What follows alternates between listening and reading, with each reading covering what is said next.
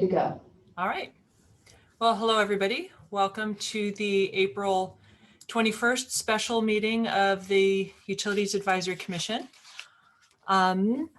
We're doing a special meeting today because we have an agenda item that we expect a lengthy discussion on, and it was sort of too big of a topic to squeeze into our regular meeting agenda, which was already quite full. So thank you, everybody, for making time to meet today. We'll go ahead and start with roll call. I'm just going to read out the names in the order that they popped up on my Zoom screen. Vice Chair Siegel. Here. Commissioner Johnston. Here. Commissioner Scharf. Here. Commissioner Smith. Here. Commissioner Danaher. Here. Commissioner Jackson. Here. All right, and obviously I'm here as well. So we have everybody in attendance, which is great.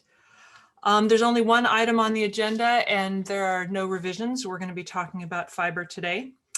Are there any oral communications from the public, any public comment on a topic that's not on the agenda?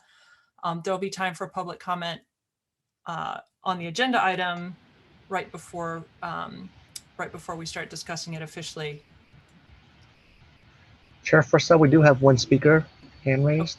Okay, that's great. We usually Mr. allow Kelly? 3 minutes.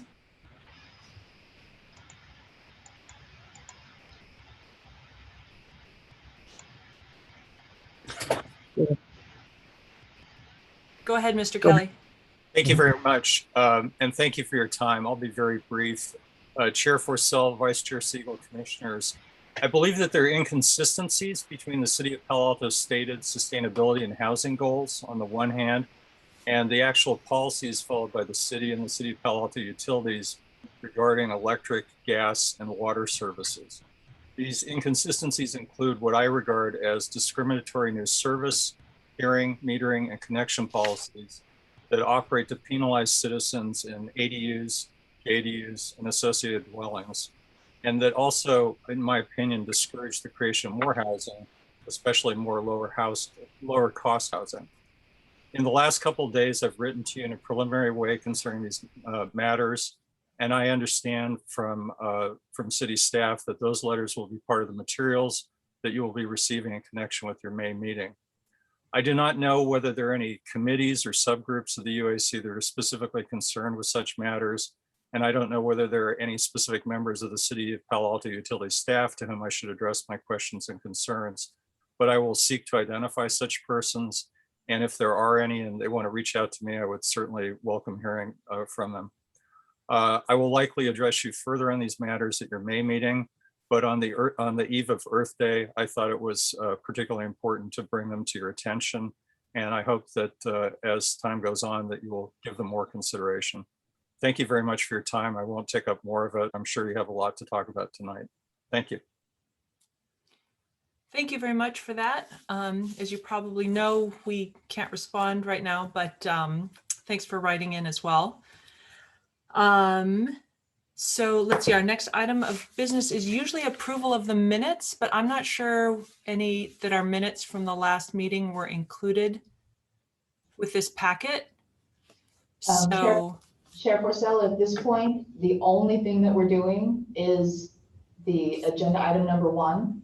So there will be no minutes to approve and no director's report. Okay, great. And we have no unfinished business either. So we'll skip items 4, 5, and 6 and go straight to it. So then let's call for public comment on the topic of the day, which is a review of the fiber network expansion report, review and discussion. If anyone from the public would like to speak, please raise your hand. Let's start with Mr. Poggio.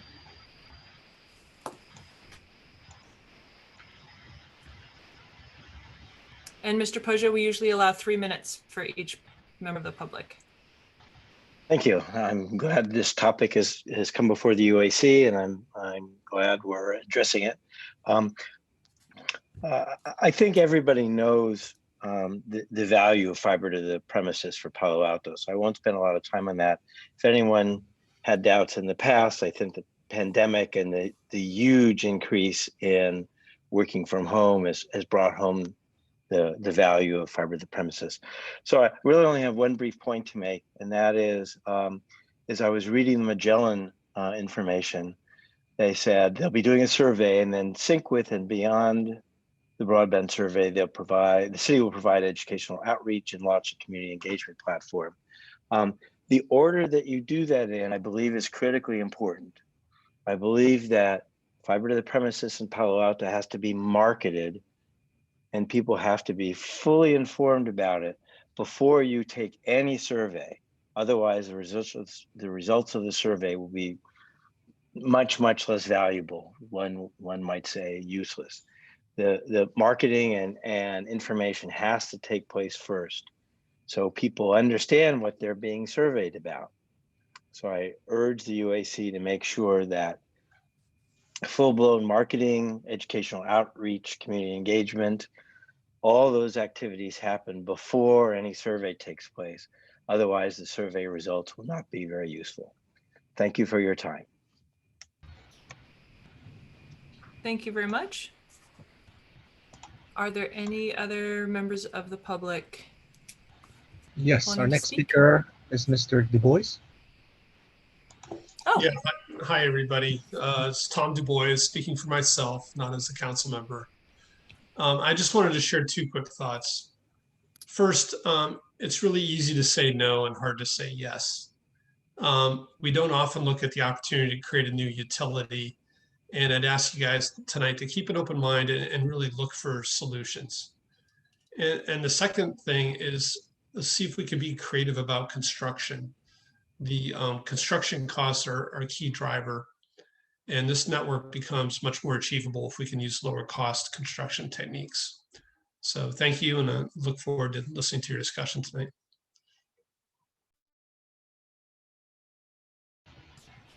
thank you very much. Are there any other members of the public who want to speak? Are there any other members? If so, please raise your hand. Oh, we have one more, Mr. Adams. Go ahead, Mr. Adams. Hi, I just wanted to say that I think this is super important. I'm not generally involved with Palo Alto politics, but this is so important to me that here I am. So I'm really excited for this, and I hope you guys proceed.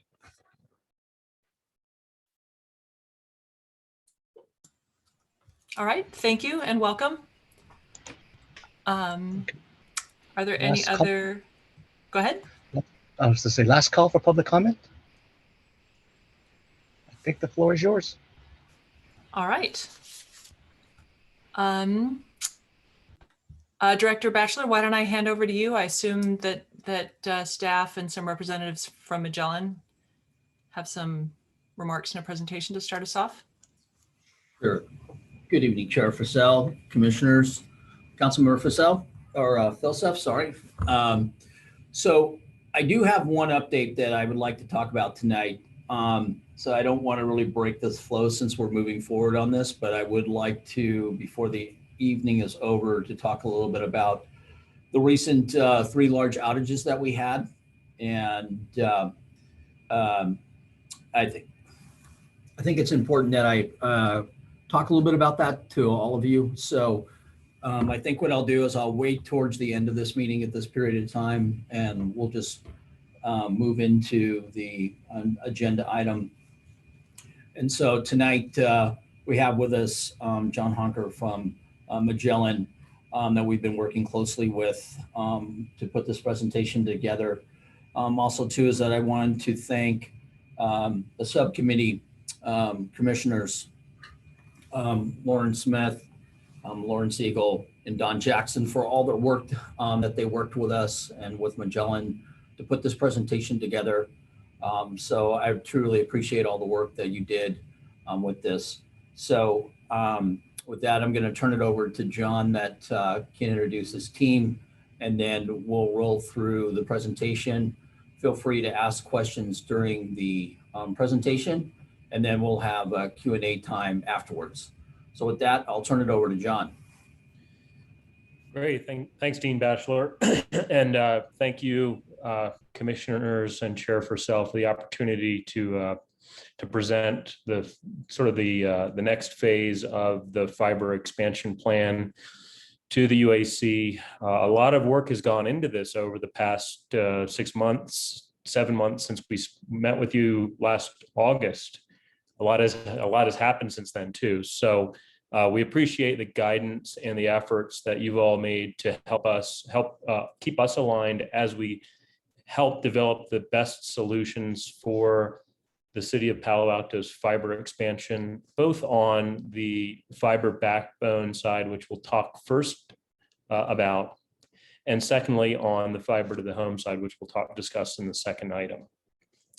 So as we go through this tonight, please interrupt me with any questions. What we'll try to do is keep this presentation to about 40 minutes and then just go directly into Q&A. But you don't hesitate to interrupt as we go along, because we're going to cover a lot and we're going to try to keep it kind of concise. But if there's specific detail that is further than we're showing in the presentation, we have all that financials, we have maps, we have all the detail work that's gone into the project over the past 6 months to get to the point that we're at today. So without further ado, I'll go into quickly an agenda on what we're going to cover tonight. Section 1 will be a little shorter because it's a little more concise, and it will cover the fiber backbone expansion and discuss why the city should expand its fiber backbone and how the city should do so based on the findings that we came up with cooperatively with both the team on the phone here today, the CPAU, and a number of city departments that we worked with interactively to conduct a formal needs assessment with them for expanded connectivity and fiber.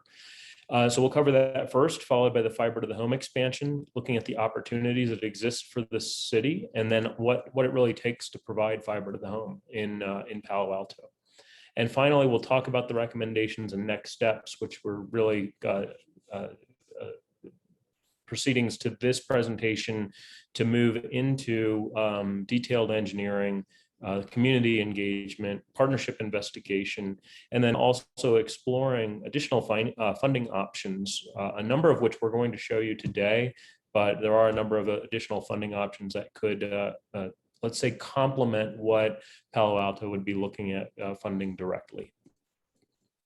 So today's presentation will cover really 2 phases. If you remember from our last meeting, you had requested that we move ahead and fast track the fiber to the home business case and make it part of the initial planning.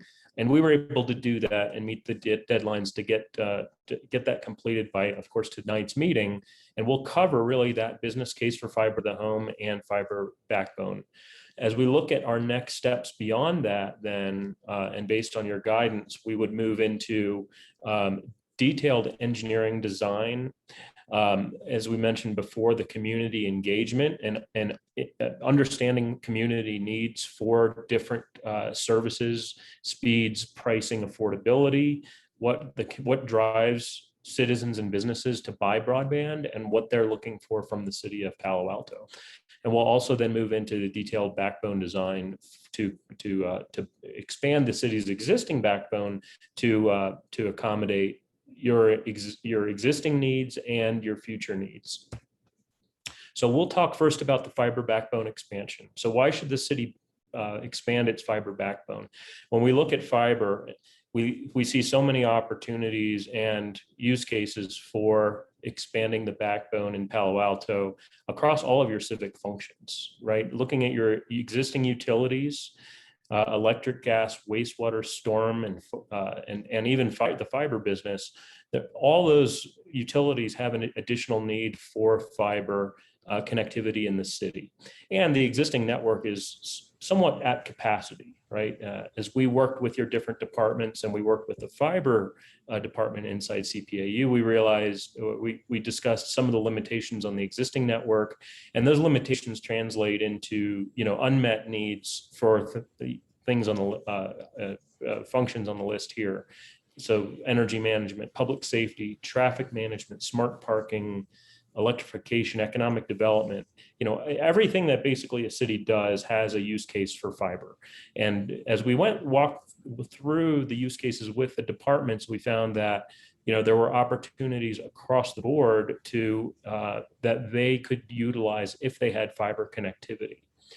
We also think about it as important for external stakeholders as well. As you look at your local schools, libraries, any regional collaboration, in the Bay Area, and finally to your residents and businesses through fiber to the home. So, when we think about the fiber backbone, we don't just think about IT or utilities using it. This becomes a citywide infrastructure that strengthens your abilities, your capabilities to be able to govern and empower the community.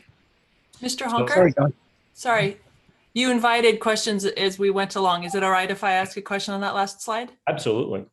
So can you just give an example of fiber being essential for pick one of these Sure. One of these city functions, sort of like what can't be done now that fiber would enable, sort of more specifically? Absolutely. And I'm going to invite Jory Wolf to answer that question because he actually worked with each one of your departments. So Jory, do you want to talk about some of the use cases for Chair Purcell? Sure, absolutely. So we can talk really about congestion management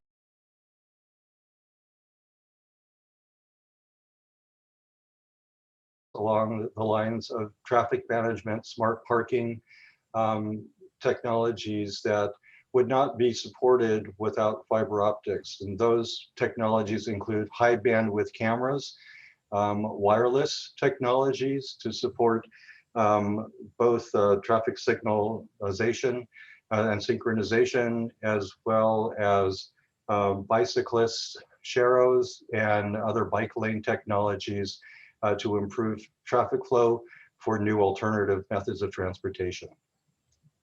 Back to you, John. I think another, Chair Purcell, and I think another really important one that we found as we went through the needs assessment was really for CPAU and the electric utility.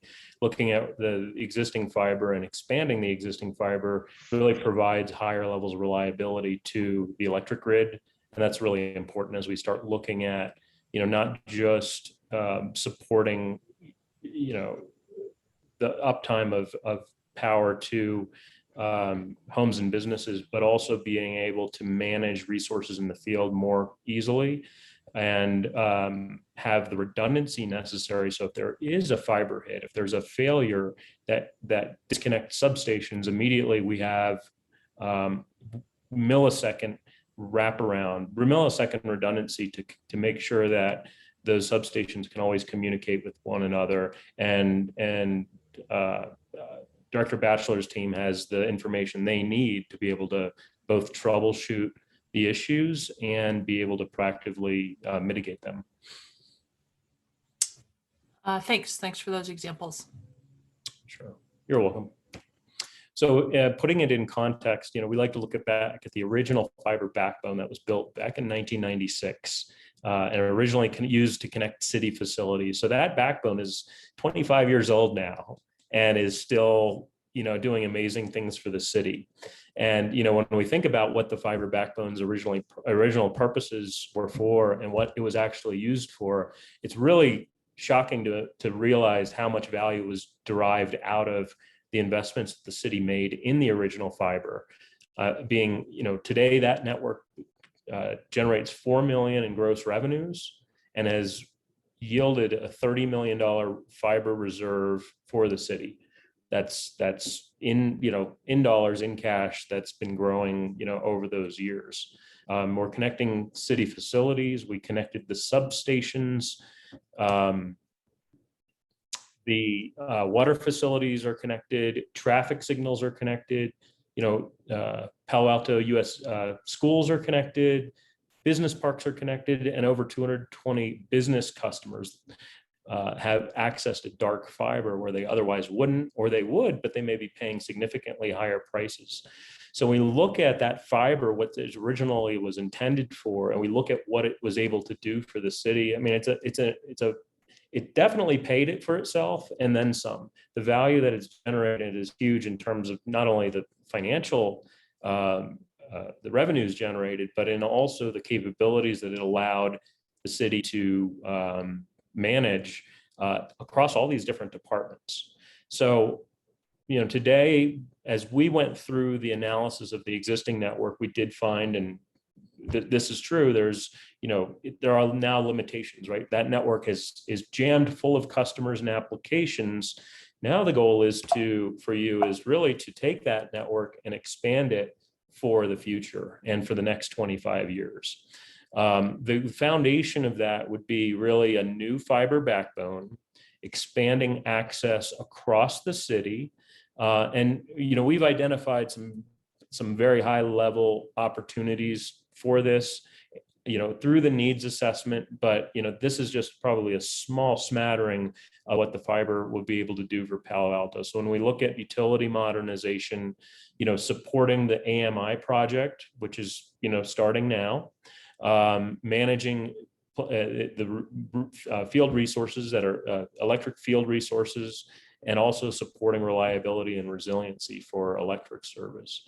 We think about smart city infrastructure, and this is something that's very burgeoning still in cities, but there's small applications that are happening every day. When we look at different departments that are using technology to manage their communities more effectively, they need the connectivity to be able to do that. And that happens across, you know, city IT, parks, emergency preparedness, education, public safety, transportation, and smart parking. We talked about some of those applications before, but, you know, we see this time and again with cities who have fiber. They're deploying more sensors, they're deploying more things in the field that are connected to fiber that are helping them manage their resources. The other aspect of this is really commercial fiber leasing, right? As we worked with the CPAU team, we found that there are new opportunities for commercial fiber leasing in areas where the fiber backbone doesn't currently pass. So this gives the city a new resource to generate revenue and also to serve economic development needs.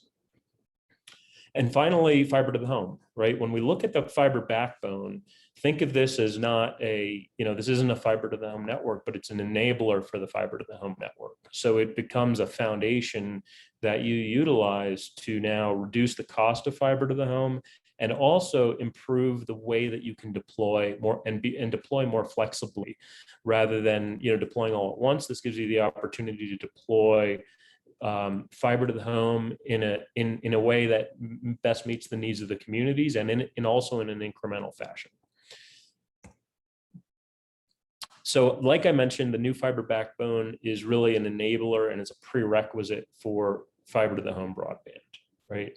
Now, it doesn't create fiber to the home broadband, but the backbone's needed to be able to get the signal across the entire city and connect individual neighborhoods to one another. So what's required as an increment beyond the backbone is really, you know, greater funding, right? So we can look at incremental fiber to the home where it's being potentially built out over multiple years.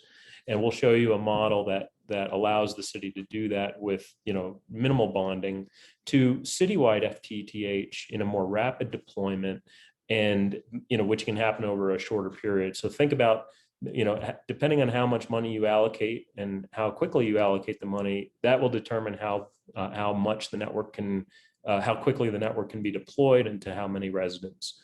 And then we also have to consider the business model that's being used. Now, expanded dark fiber leasing, you're already doing today, and you're already generating $4 million a year off of that with your existing network. So this is the opportunity to generate more. Because you're already doing that, we don't see this as any additional risk that the city would be taking beyond what it's doing today.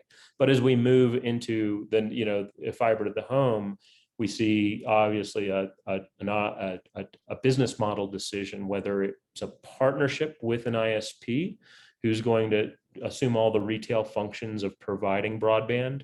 Effectively, they are the front face of the customer. They're providing all of the services. The city is just providing the infrastructure, the fiber plant, and is effectively sort of a passive owner of that fiber plant, all the way to the next model, which is city ISP. And the city ISP model is Palo Alto is providing all services, owning the network, providing customer service, providing network operations, and managing all of the customers. So we think about that as, you know, there's a risk, reward, and control balance as you make additional investments, and depending on which business model that you select. And we'll go through this in more detail as we get to fiber to the home. But the takeaway for this slide is really think about the new fiber backbone as a necessary component for fiber to the home. And because you're building out this expanded backbone, it's actually not costing you anything additional to equip it for fiber to the home, meaning that the backbone you're building for all of the city purposes is going to actually allow you to reduce cost for deployment of fiber to the home. And by building the capacity, we call it engineering the backbone for fiber to the home, you can do so at no additional cost. Did you model, I had a quick question. Did you model how much extra you make if you build out expand the dark fiber? That 22 to 28 million in the report? We did. So we looked at the expanded dark fiber. We didn't use, because dark fiber is very difficult to model in terms of, you know, what kind of growth you could expect. The other retail services, fiber to the home is relatively easy because we know the number of customers. It's a retail service. It's almost like a utility. Dark fiber is much more of a one-off business where you may have a couple of customers here or there. Timing is difficult to plan. So what we did instead is we said, let's just grow the existing fiber to the home business. The existing dark fiber business by 2% a year, right, to cover those additional customers that come in. So we're basically increasing the revenues by 2% a year just in perpetuity. But if you're going to spend 22 to 28 and build out the dark fiber, wouldn't that 2% be very conservative? It is. I mean, 2% almost seems like you're not doing anything really. I mean, you could probably raise the cost 2% a year. And I think Commissioner Scharf, one of our concepts about that was you have a lot of the dark fiber market already locked up, meaning the customers that you have in Palo Alto today, you've got a good chunk of them and the market's somewhat mature. So we don't see huge growth opportunities in dark fiber. There's going to be a couple along the way, but today versus maybe 5 or 10 years ago, the market's more competitive for dark fiber. It still gives you opportunities, but we don't want to hinge those opportunities. We don't want to create a revenue model to say that, hey, the dark fiber could pay back the backbone, right? We want to rather show that, hey, dark fiber revenues will increase over time. Let's just increase them slightly, so we're not really developing a very aggressive revenue model on it. Okay, so would you build out the dark fiber if we weren't going to do fiber to the home? You still would. Yeah. Absolutely, because you still need the dark fiber to meet all of the city's internal needs today and growing into the future. Okay, so it's really an internal city growth as opposed to increasing that $4 million a year. That's really exactly on that. Okay. Think of it almost as a capital project and a sunk cost rather than an enterprise fund, right? Meaning that you're going to be investing, it's sort of like roads, right? You invest in the roads, you're not generating any revenue off them per se. So you're investing in the dark fiber because indirectly you are, but you're investing in the dark fiber to support city needs. And just a positive impact of that is you have that additional fiber to be able to lease and then support fiber to the home as you grow. So one more question, I won't belabor this, but if we're going to be providing extra dark fiber and spending 22 to 28 million, I mean, we treat it as an enterprise fund. So shouldn't we then be charging the city or the utilities or whoever uses that, frankly, to cover that? I mean, it seems, and shouldn't you be modeling that revenue therefore from the city, because you'd have a captive audience, so you actually would know what you're going to get. Yeah, I mean, we actually did that. So that's in the model. We combined that into the fiber to the home. So you'll see the revenues coming in. Actually, there's two ways to do it. One would be an upfront contribution from the from the city and from the utility, from the electric utility, or there could be ongoing revenues from the city or electric utility, right? It's either sort of a lease or buy-in program, right? So they could put up front capital into it, or they could lease that service from the fiber enterprise over time. Okay, thank you. You're welcome. So this is just a snapshot of the backbone design. I realize this map is a little small, but what you can see here is effectively it covers the majority of the city. So the white outline you see here is really the city of Palo Alto city boundary, and the red lines show the new fiber optic backbone, and the blue lines show the extensions of that backbone for the electric utility to reach substations and other field resources. So this backbone is much more substantial than what you have today. For example, this new backbone will be at 432 strands of individual fibers. So, massive capacity, 144 strands of fiber in a separate cable will be utilized just for electric, right? And electric, we almost always see electric utilities like to have separate fiber because it's so essential, and they don't want anyone in that fiber, potentially disrupting electric service or disrupting communications between the substations. So we actually engineered an overlay of electric capacity on top of the city backbone. So there's two separate networks. They're along in the same path, but there's two separate networks that gives CPAU the reliability and the protection it needs while not really increasing cost very substantially. It's 43 miles of total fiber throughout the city. So we have dedicated fiber for each department, dedicated fiber for the commercial fiber leasing business, and then a dedicated allocation of fiber for future fiber to the home, right? Which can be utilized to really help reduce the costs of your fiber to the home build out. And the network was designed effectively to support all of the connections across the city. And there's 100 or so connections that would be made into this fiber network with city facilities, electric facilities, SCADA switches that are in the field. So a lot's going to be connected to the network. But as you can also see, it bisects a lot of the corridors in Palo Alto, and it was designed in a way to basically keep fiber to the home as part of the equation, right? When we look at some of the routes that we've designed for this, they intersect neighborhoods to reduce the costs of building out distribution, right? So when we went through the engineering for this, we were able to really look at the city in total and say, what paths should we take to minimize the extra fiber that has to be built to reach homes and businesses across the city.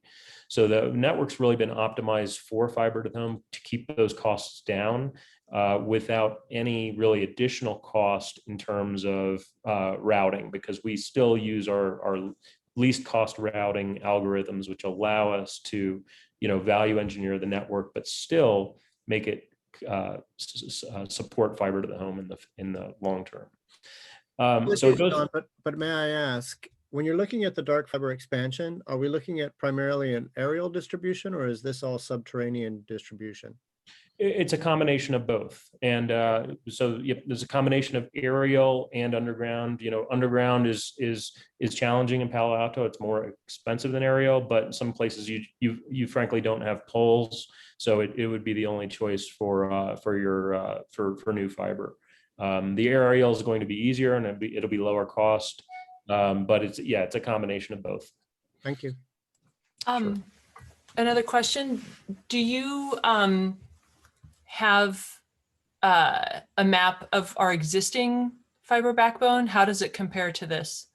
We do. So there's about 27% of the existing backbone that overlaps with the new backbone, and the rest is all new routes. And the reason for that is in your existing backbone, you have some routes that you're running out of capacity on. So what we did is when we worked with the fiber team, we identified where those were, and we used those routes to basically give you more capacity in those areas of the city that allow you to now kind of grow and also manage that existing network more easily.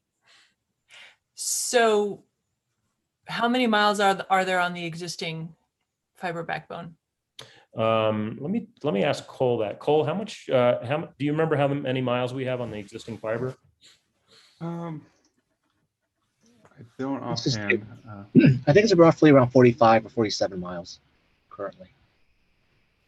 So it's on the order of the same number of miles of fiber. And then it sounds like on the order of 10 miles will be running along the same route. Correct. And then the two backbones will have each on the order of 30 miles where there's old versus new and not Diverse. overlapping. Correct. Okay. Diverse.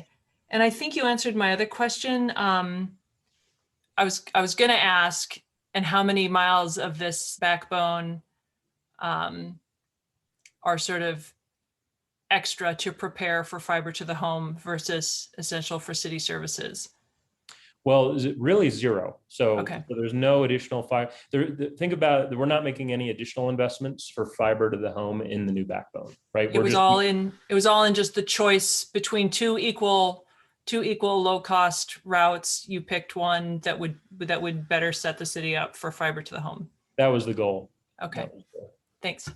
You're welcome.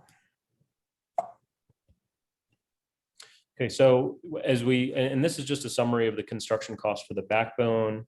Looking at the combination of aerial and underground, our low estimate for that is about 22.2 million. High estimate is about 28.1.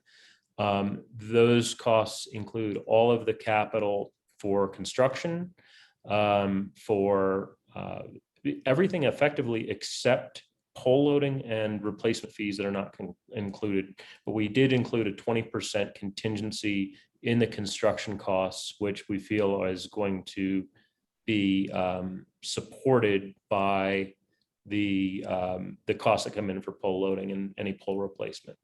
The cost estimation that we did was very accurate. We actually had 5 current contractors that have done work in the area and 2 in Palo Alto quote the jobs, and they all came in relatively similar in terms of construction costs. I would say within 20% of each other. So these are really an average of those costs plus that 20% contingency. Underground construction is really the driver of your costs for new fiber. When we look at Palo Alto, your costs are about $100 a foot. That's what the numbers we use to calculate the total labor for construction. Materials are about 20% of the total budget. Labor is about 80% of the total budget. So because the construction, underground construction is relatively higher than in most communities, your budgets are going to be higher for the backbone. But these are the estimates that we believe are very accurate as far as your labor and materials costs. Are those costs in Palo Alto driven by Palo Alto requirements to be more expensive than our neighboring? And if so, have you identified what they are so that we can get rid of them? We did. So we looked at, and we'll talk about those in a later slide, but it's a good time to talk about it now. So there are some things that just are laws of physics, right? And one of the challenges in Palo Alto is that you do have a lot of underground congestion, and directional drilling, which is the construction method that would be used for most of the underground, is a slow process. So really it's a production issue in Palo Alto. Lots of underground utilities, lots of utilities that more so than a lot of communities would have. We did find some drivers that are specific to Palo Alto, and we actually heard from the construction contractors that bid on the jobs. The 3 things they cited, the most important thing that they cited was the workday in Palo Alto. We heard from 2 contractors that when we've built there in the past, our workday is limited to 5 to 6 hours versus potentially like a 9-hour workday. And that was due to no construction during rush hour. I believe it was between, up until 9 o'clock in the morning. No construction over the lunch rush hour, which was 12 to 1, and then no construction after 4. So it really is limiting the production that crews can achieve in a single day. Now you can mitigate that by adding more crews, but it's still going to drive up the cost. The other thing that we heard was tree protection as one of the things that actually there were two sort of interrelated aspects we heard, and they were all around sort of permitting and construction standards. One was the permitting process took considerably longer for contractors to get permits approved than in other communities. And the tree protection requirements were actually really challenging. So for example, if a construction contractor is boring along a roadway and they hit a tree, or let's say they come across a tree that's not on the initial plans, we heard from one contractor that they stopped work and had to have the arborist come out and create a plan to either avoid the tree or remediate any damage to the tree and the root system. So now we're encountering the same thing in Boulder, Colorado, which is a very similar community to you guys in terms of the environmental sensitivity. And we're encountering the same thing there, right? It's slowing down construction. So now that's a difficult one to change, but those are a couple of the aspects that we heard from construction contractors that were direct impacts from Palo Alto, or direct impacts from the city. Also, I think also too, one of the big drivers is the prevailing wage that we need to pay in Palo Alto. John, was that about 40%? It was, yeah. We asked the contractors to quote both. The difference was about 45%. But isn't the prevailing wage all cities because it's a state law? I mean, I remember Palo Alto said we'd get rid of it if it wasn't a state law. So yeah, that is true. Yeah, any public works project in California, if it's considered a public works project, it's usually 9 times out of 10 has to be prevailing wage. But Jory, have you seen any others that are different than that? No, they all adhere to prevailing wage laws in California. Lisa, may I speak up? Yes, please. Yeah, so John, we've already talked to the building department about our permitting issues in Palo Alto, which are not satisfactory. I think if we did a project like this, I'd like to explore with them having 1 or 2 dedicated permitting people or whatever to the project and make them part of the project, make the building department part of the project plan to minimize the permitting costs. I'd also like it if the right time, one of your reports highlighted the permitting and also the traffic issues and the workday issues as things that factor this. And it may be city would agree to relax those on particular roads. It's not, all the time, but if you're getting fiber to the home or in your neighborhood, you ought to be able to put up a little bit of extra traffic for the 2 weeks or whatever for going through that. Sure. So no, thank you for flagging those, and to Greg for asking the question. Absolutely. Thank you, Commissioner Danher. So this is really the last slide on the fiber backbone expansion. Our next steps on the backbone, per guidance from the UAC, would be to start the low-level engineering, right, the detailed engineering design for it.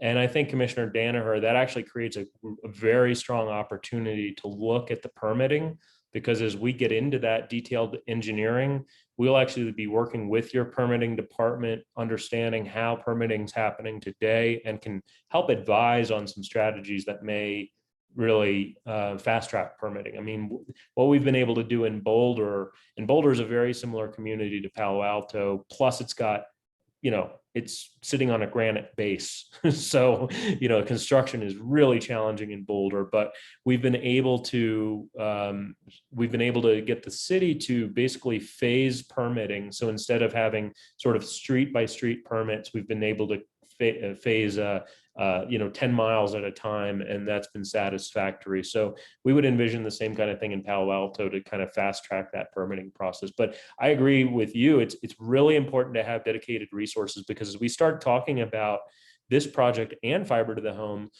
how often is it that the city does a citywide capital project, right, that touches every street, or even a backbone that's touching the majority of the thoroughfares through the city? So it's really important to make sure that the city has the resources to be able to keep up with permits and then keep the construction contractors moving, which is ultimately going to keep the costs down for you. This is Commissioner Jackson. One quick question, or just comment is, while we're thinking about maybe putting planning people on the team, you might also, given the nature of this, you may need public works people involved as well, just because public works people own the roads and Sure. sidewalks and things like that. So that's just the only comment I wanted to make there. Yeah, no, I think Commissioner Jackson, that's a great point. We would normally interface between utilities, public works, permitting, and community relations, right? Because they need to also know what construction is going to look like, so we can minimize community impact, right? Phasing construction for fiber backbone and fiber to the home is, it's such a sensitive process. We want to work with the team to really make sure that there's a good plan to, start in the right places, avoid, community events, avoid, the busy times of the year, which in Palo Alto are sort of all the time. but yeah, that's the coordination with the city departments is really key.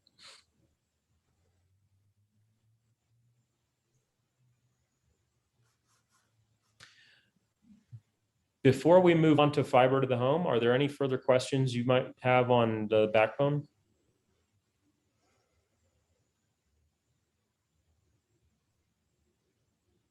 I guess I do.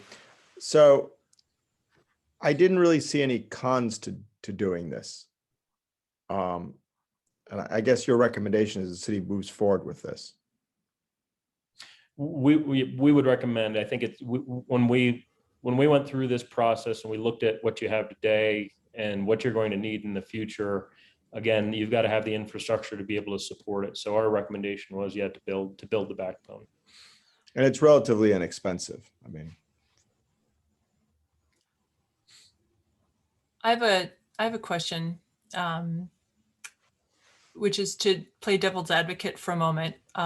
What do cities do that don't have their own fiber utility to do city communications? And what do utilities do that are not municipal and also happen to own a fiber backbone? Do they contract with the AT&Ts and Comcasts and Verizons of the world? And is there a cost comparison of what it would cost the city to, rather than invest in building its own fiber backbone, to just lease the connectivity and services from one of the carriers that operates here in the city?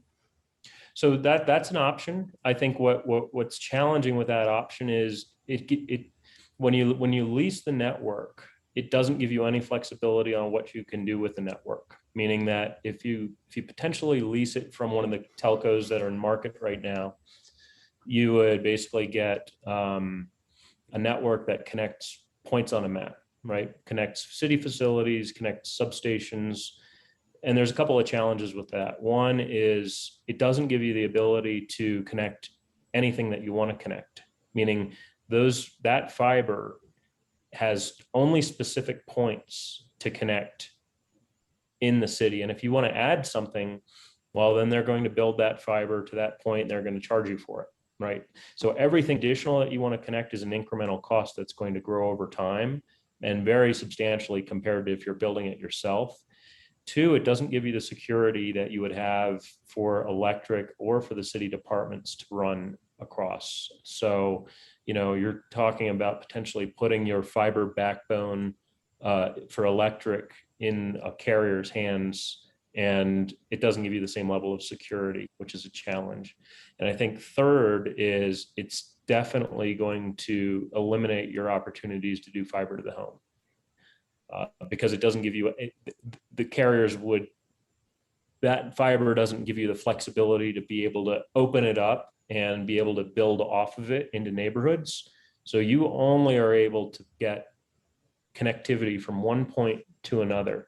You don't have any use of that fiber in between those points. And that's the big challenge and that's why cities, most of the cities that we work with say, hey, we've had this in the past with one of the carriers. We're going to invest in it ourselves. And that way we have the capabilities to do what we want at a potentially lower cost. If you present value it back, if you present value back, most of these networks back over a 10-year period, you find that the capital to build them is much less than the ongoing lease payments over the long term.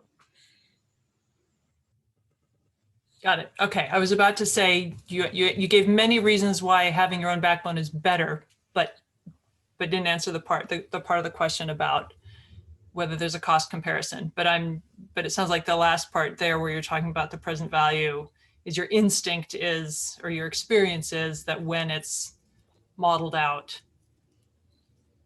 the building your own fiber tends to be almost always the better investment for a city. Almost always.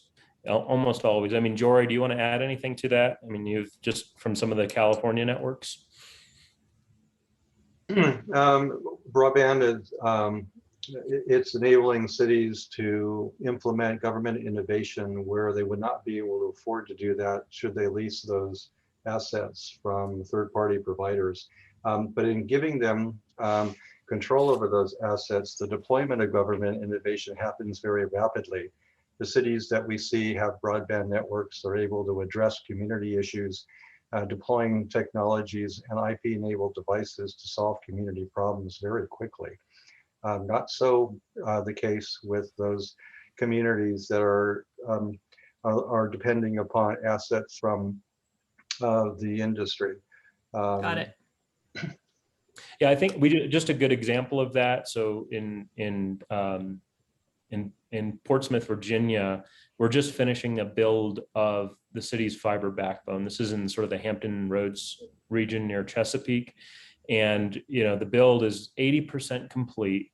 And the city has now, and because of COVID, the city has now said, look, we're going to use our ARP money that's coming in to equip the fiber backbone with wireless points to reach public housing across the city to allow our low income and disadvantaged residents to be able to access job opportunities and anything that they need to on the internet.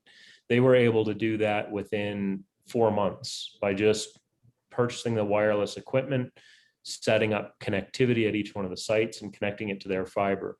That would have been impossible to do with a commercially leased network. Now, another good example is the city of Santa Ana, California is looking at deploying CBRS wireless technologies to support online learning for their students in disadvantaged districts within their community. And they're partnering with the school district. That's very similar projects are taking place in Fullerton, in Fountain Valley, also in Oxnard, California. These communities already have fiber plants that not only make it a very rapid deployment and inexpensive, but it also attracts third-party partners because it eliminates the expense and the barriers to entry for them to provide those services.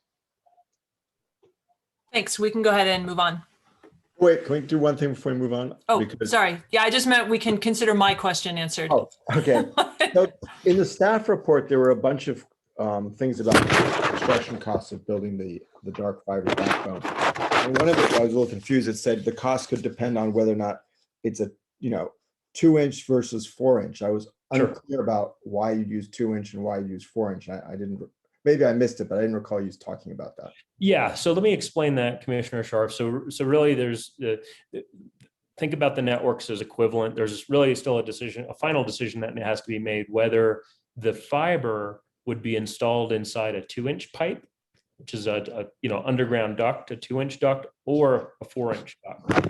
when we talk about the two, there's really two options we came up with, and those are contained in these numbers, the 22 million to the 28 million. So the one option is the 3 2-inch conduits, which give you enough capacity plus enough spare capacity for, the next 25, 30 years, or potentially 2 4-inch conduits, which give you the same. They're basically two scenarios very similar. The 4-inch conduits, of course, are larger, and also they're harder to construct. So, boring 2 4-inch conduits, the size of the bore, the size of the pipe, and the potential impact to the community, we think is going to be much greater than if you're boring 2-inch. So think about running a 2-inch pipe underground versus a 4-inch pipe in a congested area. The 2-inch is much easier to work with. It's less expensive, and it's potentially going to allow, less utility hits, less disruptions. That's really what we're recommending. The 4-inch is another option. We think it's going to be more difficult to construct, which is why, again, we have the two cost estimates here. As we get into the detailed engineering and we work through some of the details around where that conduit will actually be placed inside of a utility easement, we'll start to really understand, is the 4-inch feasible, or should we just go with the 2-inch? Our recommendation right now is the 2-inch, but I think some of the staff have indicated they would like to have look at 4-inch as well. Okay, so that's some of the staff wanted the 4-inch, but you don't think there's a case for that. Is that a fair statement? We think you can achieve exactly the same goals with the 2-inch versus the 4-inch. And the 2-inch is cheaper than the 4-inch. Is that fair? It is, correct. Okay, that's good for me to know. And then the other thing is, you talk a little bit about depths. I assume the deeper you go, the more expensive it is, or is that not true? It is, it's not magnitudes more expensive, but if we're going very deep, it's there's more sweeps, there's more construction that has to happen, so costs will go up. Because you said 24 to 36 unless Palo Alto has a greater depth requirement. Was there any sense that Palo Alto did have a greater depth requirement? I don't think any greater than 36. Director Batchelor, maybe you could just chime in on that, but I believe 36 was the deepest that we needed to go. Yeah, it was 36 was the deepest. There may be a few situations where we get into congestion in some of the downtown areas, or where there's a lot of other utilities crossing in the areas, which we find today when we do some water or gas replacements. We may have to go a little deeper, but on average, it's usually between 24 and 36 would be fine in this project. So, it struck me that fiber is not like water and electricity, that water and electricity, if you break the pipe, is more, especially electricity, it's more dangerous or more, I don't know. It doesn't seem, fiber seems pretty inert. You break it, you lose your fiber connection. So I guess I was wondering, and I would assume that this congestion issue is what drives a lot of costs. So I noticed that there's a 12-inch separation from other utilities unless Palo Alto has a greater separation. I was assuming we don't have a greater separation, but I was really wondering if the 12-inch separation is necessary. And I was also wondering if we really need to be 24 inches deep. Why not be 12 inches deep? So I think that one, to answer your first question, is we do need that separation because, again, there is congestion out there. So when we start and have to get into, maybe there's a water break, and maybe that conduit is on that same side. So, we don't want to build right on top or right on the side of it so that we would be damaging, or there would be a chance that we would damage that backbone that we would be putting in the ground, or any of the fiber that goes into the homes, neighborhoods. So we do want to keep at least a 12-inch separation from any of the utilities, since we're going to be putting this in with no joint trench or anything like that. So we're worried a little bit about that. We do want to keep that 12-inch. And then I think going to your other question, I'm sorry, could you repeat your second question? Yeah, so it says 24 to 36-inch depth unless Palo Alto has a greater depth requirement. So I guess the question was, do we have a greater depth requirement? And, is there, if it's a question of cost or congestion, or maybe it doesn't matter, is it cheaper to go less than 24 inches, or is is 24 inches to 36 where we need to be? I'm just trying to ask myself if we could save money. If these are rules that we develop for non-fiber stuff like water and electricity, and maybe having them in a different placement saves money to make the risk of it being damaged in some way worth it. Or maybe it's not. I'm just really raising that question so that we at least think about it. So I think that goes along with the 12-inch separation portion of it. As you well know, the sewer lines are all gravity fed coming from homes. So they come at different depths into the main portions of it. So you don't want to go right over the top or right on top or right on the bottom side, depending on what side of the street. We try to keep all the water, gas, wastewater on one side. We try to keep all the electric on the other side. So there are sweeps coming in from off the electric side. They're going to the secondary boxes that are going into the sidewalks. So those have a gradual slope going upward. So we don't want to be above that because, again, now you're only going to be maybe 12 inches above that portion of it. Could be maybe just a little lower. But depending on how the services run on that street, they will vary depending on the size of where the water main, the gas main, or where the sewer site is. Because we're not going to be able to go down the middle of the street portions of where the storm drains are. So we're going to have to push them a little bit closer to the side of the streets. So that's why one of the things that we find that, like when you do start doing micro trenching and things like that, when you start to have to dig up those services, you're going to rip that fiber conduits apart because they're going to be at a surface level of maybe 8 to 12 inches, which is too shallow.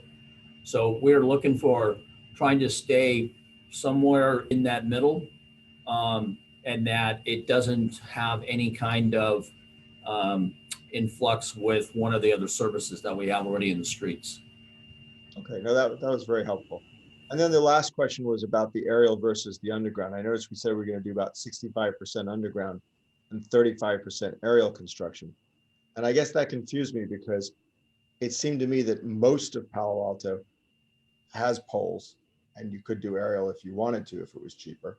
I saw there were some cons about splicing into it, but I guess I was confused as to how we came up with that number and why we don't think aerial would be cheaper and do more aerial.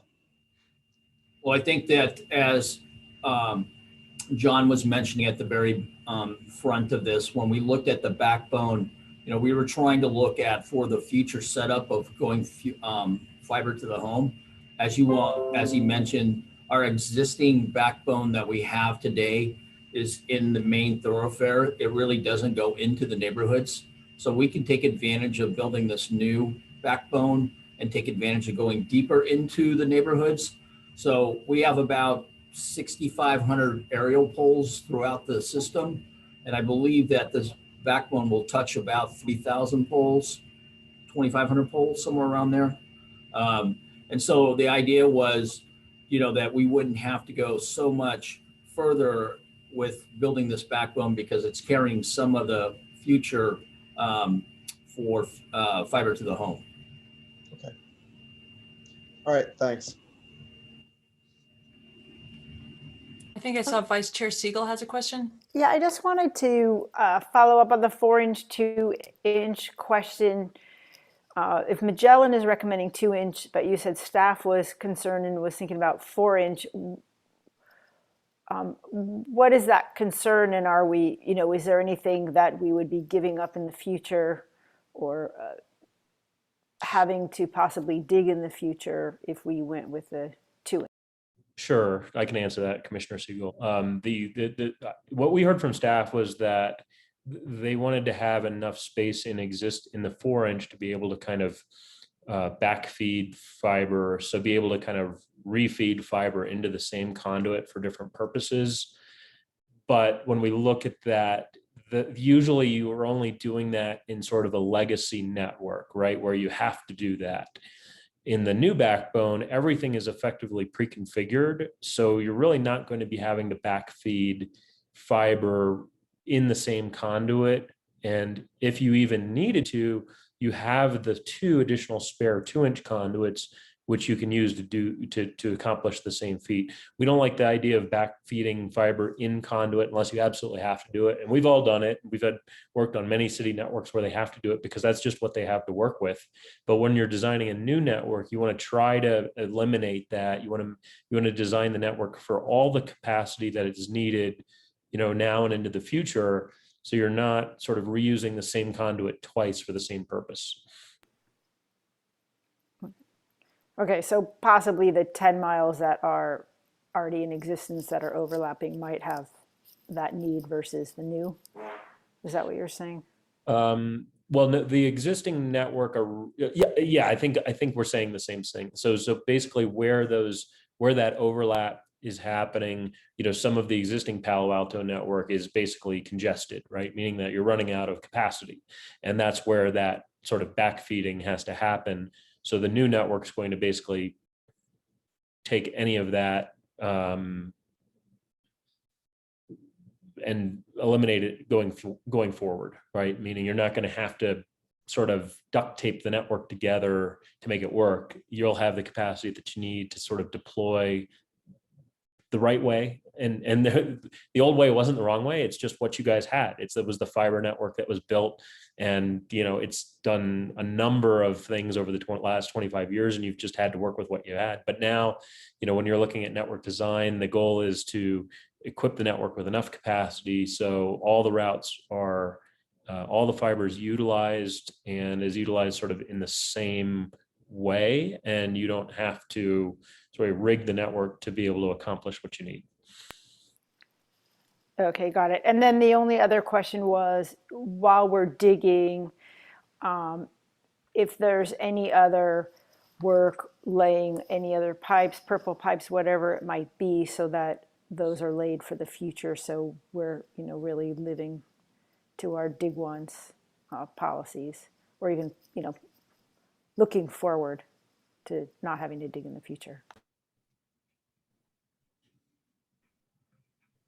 Sure, I think we definitely have the opportunity to do that as we get into the detailed engineering design. All the routes will be out there so that if there's an opportunity to put another utility alongside the fiber and it's cost effective, then we'll definitely work on that.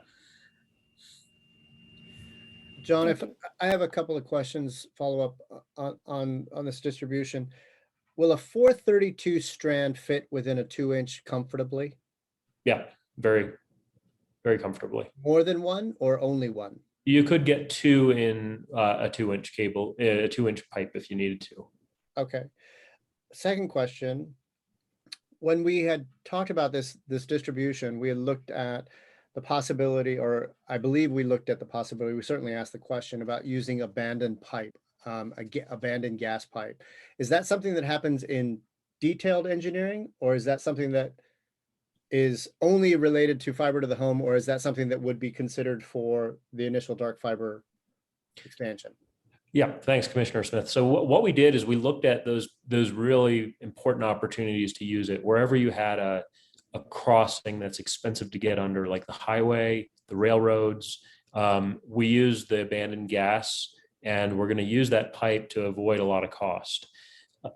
To use it generally along running lines, there are challenges getting in and out of that pipe, because we're going to have to actually put another pipe inside that pipe to run so we still have to we can't put the fiber directly in the pipe. We still have to put a conduit in that pipe to protect the fiber, right? Because we don't know the condition, if part of it's collapsed, if the walls are, shaky. So we still have to protect the fiber. So, as we looked at that and we looked at some of the routes, we realized, hey, this might save in cost. And in some cases, it may actually increase the cost, because as we try to get into that infrastructure, we need to pop in and out at different points. And where, especially with fiber to the home, you need a lot of access in and out of the network, right? Because you're splicing in neighborhoods, you're splicing in streets, and to use that infrastructure for fiber to the home, we feel it's best to go through that in the detailed engineering, because then we can actually identify what points that will need to come in and out of that infrastructure, and we can assess the cost of using it versus the cost of not using it. So that would be something that we would do, again, for the backbone, we're going to use it where those crossings, those high cost crossings exist. And then for fiber to the home in detailed engineering, we'll do a value assessment on how much of it could be used. Great. My last question, and this is related to an earlier comment about the storm sewer. So Dean Batchelor, our head of utilities, was talking about storm sewer down the middle of the street. And in my own neighborhood, we just literally just replaced the whole middle of the street. So it's big. And one of the options that was presented to me over the course of the last 6 months and looking at fiber and the fiber distribution was a unique product called Cable Runner. And essentially it runs fiber in storm sewer and drain via, they use a robot to do the installation, but it is literally, they run the fiber down storm sewer. Right. It's encased in some type of raceway that is protecting. Yeah. Is that something that you have experience with? We do. We have a couple of customers that have used it, or not. They haven't used that technology specifically, but we've actually installed fiber in storm drains and in water mains. We've installed inside water mains.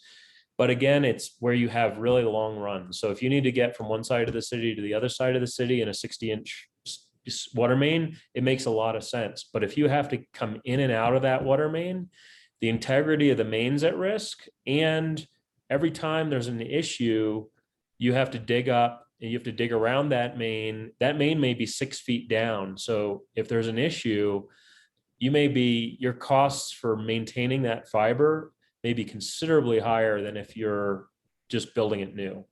So the other issue is with the water mains, if you're doing a water repair, then all of a sudden you have the fiber to deal with. Yep, it's harder. Understood. There's a lot of challenges. Again, we found some good opportunities to do it where there's a large, like a gravity main that we can attach the pipe to the inside top of the pipe, but it's only been on like long runs, like 5 to 10 mile runs where you don't have to access it. New mains that have been installed, there's not going to be new valves installed. There's not going to be dig ups. So those have been the use cases we've seen. Thank you. Appreciate that. You're welcome.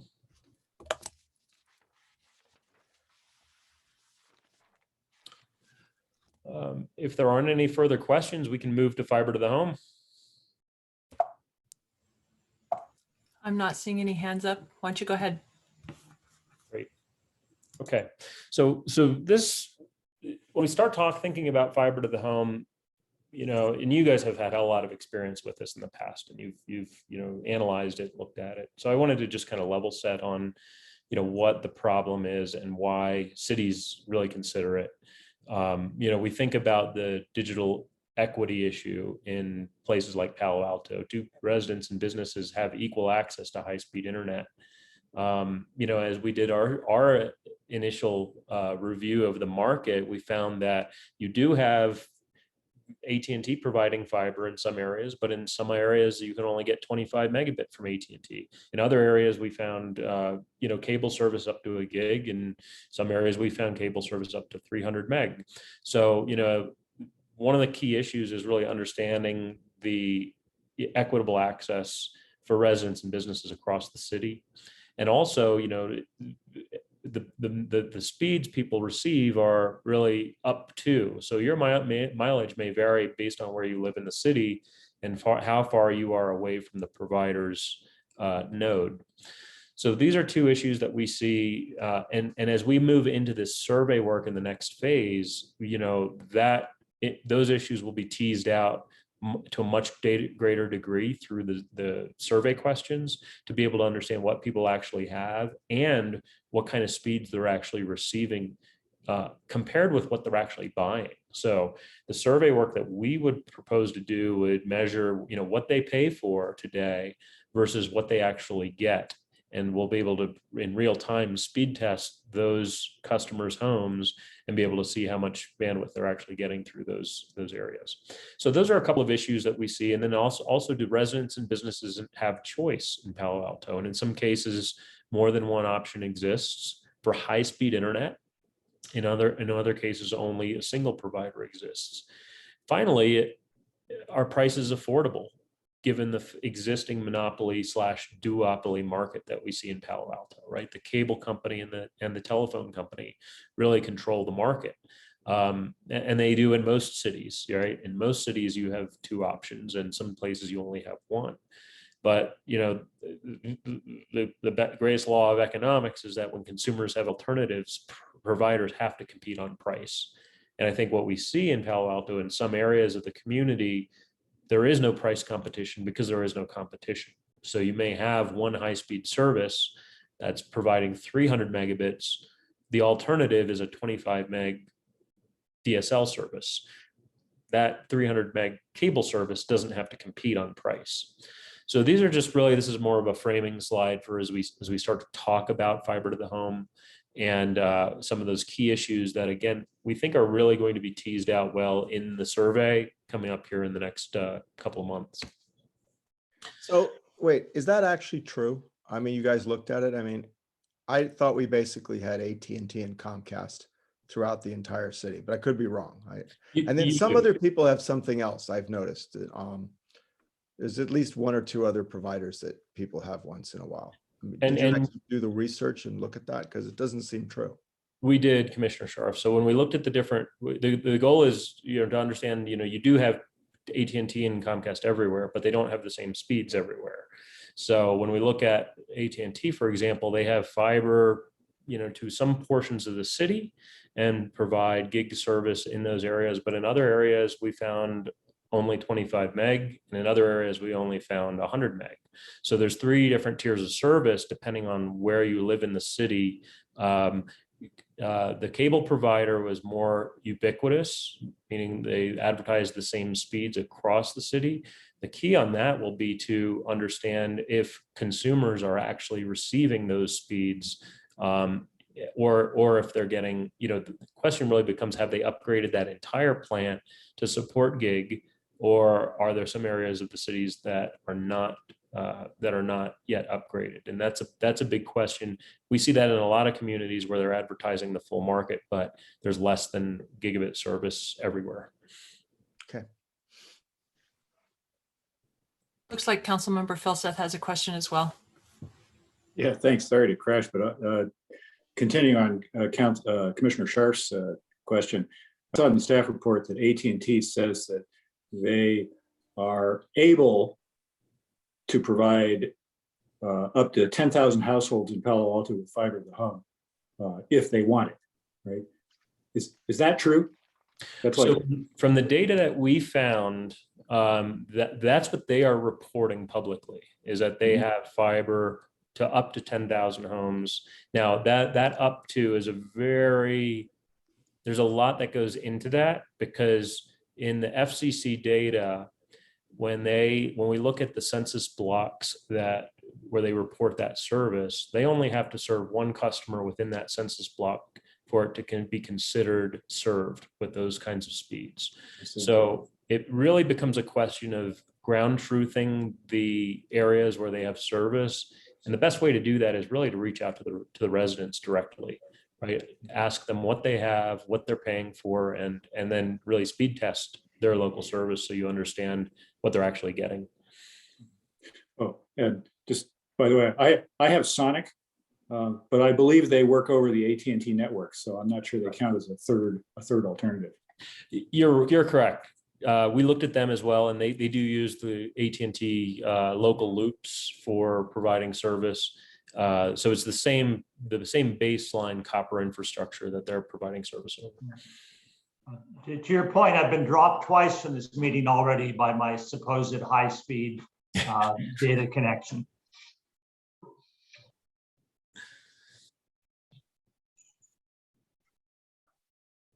Okay. One other important point as we start to think about fiber to the home, think about it as a platform for broadband, but it's also a platform for innovation for the city. So when we really consider building fiber to the home, when you look at the cities that have done it, they're using the networks for a lot more than just broadband, right? Because now they have fiber effectively to every street in the city. And that's, again, as we talked about the backbone enabling all the applications you see here, fiber to the home is doing the same thing. So we have a customer, Bright Ridge in Tennessee, 65,000 meters or so, and they're deploying fiber to the home. They're integrating their AMI collectors with their fiber to the home deployment so they can keep their costs down to deploy AMI. And it's going to save them a couple $1 million to actually deploy that without having to put a bunch of additional wireless infrastructure into the city. So they're basically leveraging their fiber network or their fiber to the home network for other utility purposes beyond just providing broadband. And almost every city that's been doing this, Chattanooga in Tennessee, Longmont in Colorado, Fort Collins, they're all using that broadband. So that when you're thinking about fiber to the home, don't box it in just for broadband. The enabling opportunities are much greater. Commissioner Danaher has a question, I think. Oh, yeah, I don't know, it's not a convenient place for this, but talked about demand for up to 1 gigabit. I want to know the likelihood that you think that people are going to want to exceed that in their homes and offices going forward. I think of one need for telepresence, higher quality video, virtual reality, multiple users in the household, telemedicine, remote management of robotics, on and on, that the 1 gigabit is going to be seen as base case pretty soon, not the ceiling. But what's your reaction to that? No, we see that. I mean, we see a lot of cities that have now deployed 10 gigabit to the home, and it's still in its fledgling stages, but we know that between, as you mentioned, telepresence, gaming, VR, virtual health, a lot of that is driving heavy bandwidth. And I would say the most near-term driver is probably VR. That's really pushing it up, right? It's coming from our kids, and they're driving it, and they're driving bandwidth, because the VR bandwidth at 4K is something like 650 megabits per stream upload, right? So we're going to need at least a gig upload for multiple streams, right? And just one stream is 650. So we see those needs growing, and we see more providers and cities getting ready to equip their networks for 10 gig. The good thing about that is that when you're building fiber to the home now, you don't have a forklift replacement where you have to expand to 10 gig and spend $10 to $20 million. It's usually built into the network. You just have to turn it on as a feature with additional licensing and some additional electronics. Thank you. Sure. So what are other communities doing today? This is really just a good overview. We always like to provide this because it gives you a sense of what other cities in the US are doing in terms of broadband. So as we look at this, the yellow dots represent citywide municipal fiber to the home networks where the city is providing service. And the blues are citywide dark fiber, and the purples are city dark fiber networks that may be less than citywide. So maybe a partial deployment. Considering what you have today, you would be categorized as basically a municipal network that's less than citywide. As we look at these networks, these are the statistics on how cities are actually managing those networks. 63 of them, the city is the retail ISP, meaning they're providing all internet services, in some cases voice and video, but predominantly internet. 286 cities provide wholesale or dark fiber, and 71 are public-private partnerships. So you can see massive amount of dark fiber. Again, a lot of cities have dark fiber, so they're using it either in dark fiber leasing like you're doing today, or in wholesale. 63 city ISPs and 71 partnerships. And Mr. Honker, quick question on I think it's on the previous slide with the map, which had things broken down differently.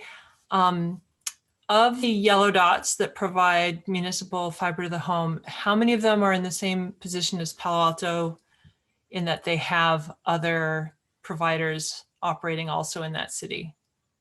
Almost all of them. And in some cases, they may be smaller, right? They may be more underserved, but in these cases, they all have competitive providers in the city. That provide broadband as well, at least somewhat. Exactly. It may be a cable company and a telephone company, or in some cases just a telephone company if it's a very small community. But most of these, when we look at the cities that are providing services, generally they're 10,000 population up to 100, 120,000. But none of them you would characterize as sort of having needed to do fiber to the home in order to provide internet service at all. Like there were other options and they wanted to improve on the experience for their community. Exactly. I'll get a good example is in like Waverly, Iowa, which is a customer that we helped build out about 3-4 years ago now. 10,000 homes and businesses in the city. They had a cable company, Mediacom, and a telephone company. Not happy with the service, not getting the upgrades that they were promised, and they decided, look, we have our own electric utility, we have some fiber today, we're going to build it, we're going to bond it, and we're going to go forward. And today they serve about, well, the network's fully built out, they serve about 42% of the community with service. Or I should say 42% of the population is taking service from them. Got it, thanks. Sure. So as we look at the fiber to the home business case, the goals for us were to help you understand the dynamics around fiber to the home and really what the options would be. So we tried to answer the following questions. One, what were the benefits that the city would achieve with fiber to the home? What are the market dynamics and how do they impact the business case? What are the costs and advantages and disadvantages that drive costs? And then how can we reduce costs? What are some strategies we can use? What are the minimum take rates needed to deploy? And that's really important because as we look at Palo Alto, not every community, not every neighborhood costs the same to build out in. Some are very expensive, some are very inexpensive. Based on all that information, what are the scenarios that result in a feasible business case, and really what variables have to hold true in those scenarios? So we've built really three separate financial models for Palo Alto that your staff has, and we've gone through a really deep due diligence on variables, sensitivities, and options as we looked at the different ways to build out and try to find the best possible solutions for the city that keep the costs down and also get most service out of the community. So as we went through this process, think about these as your key options.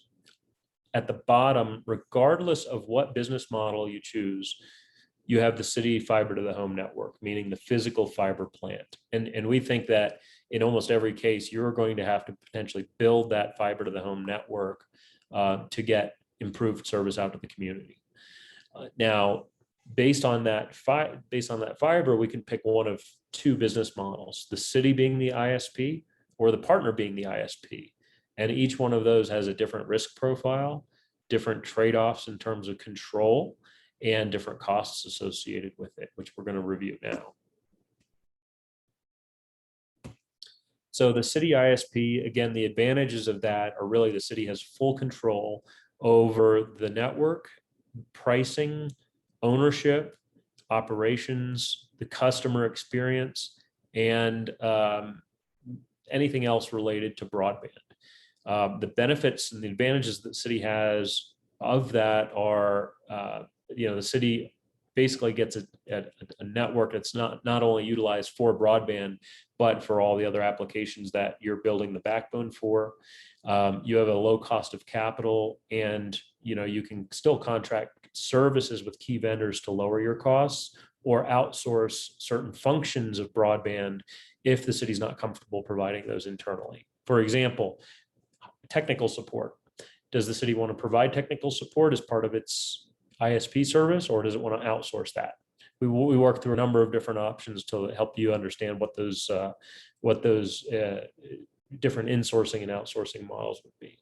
As we look at the disadvantages for the city, of course, high execution risk and a steep learning curve, right? It's a new business, it's a new utility, and it's going to take time to learn that. And it's a competitive business. Does the city have a culture of competition and competitive service that it can develop, it can cultivate in this new fiber to the home network?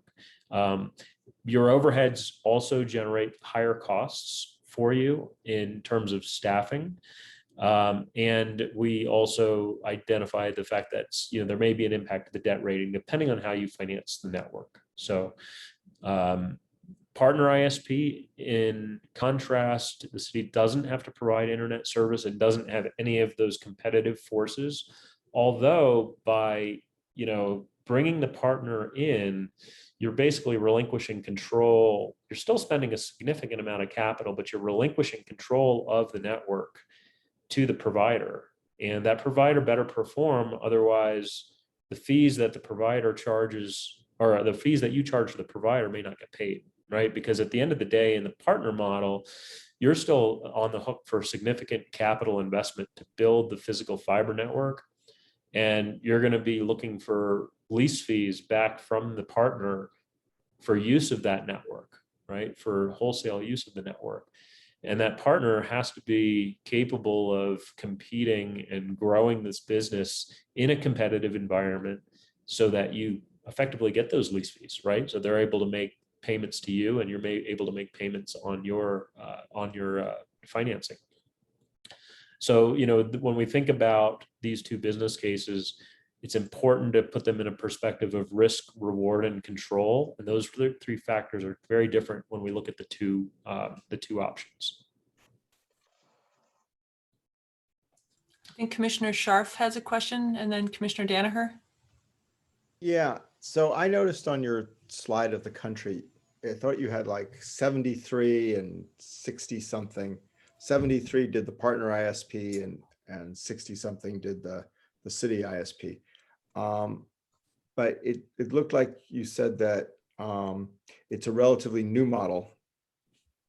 This is a relatively new model, whereas don't you have those 73 to look at and see what their experience, 71 versus 63, and see what their experience was? And I guess I was going to ask you if you could sort of tell us what their experiences have been, and if there's been any disasters, or if it's mostly been good, or what's it looked like with a difference?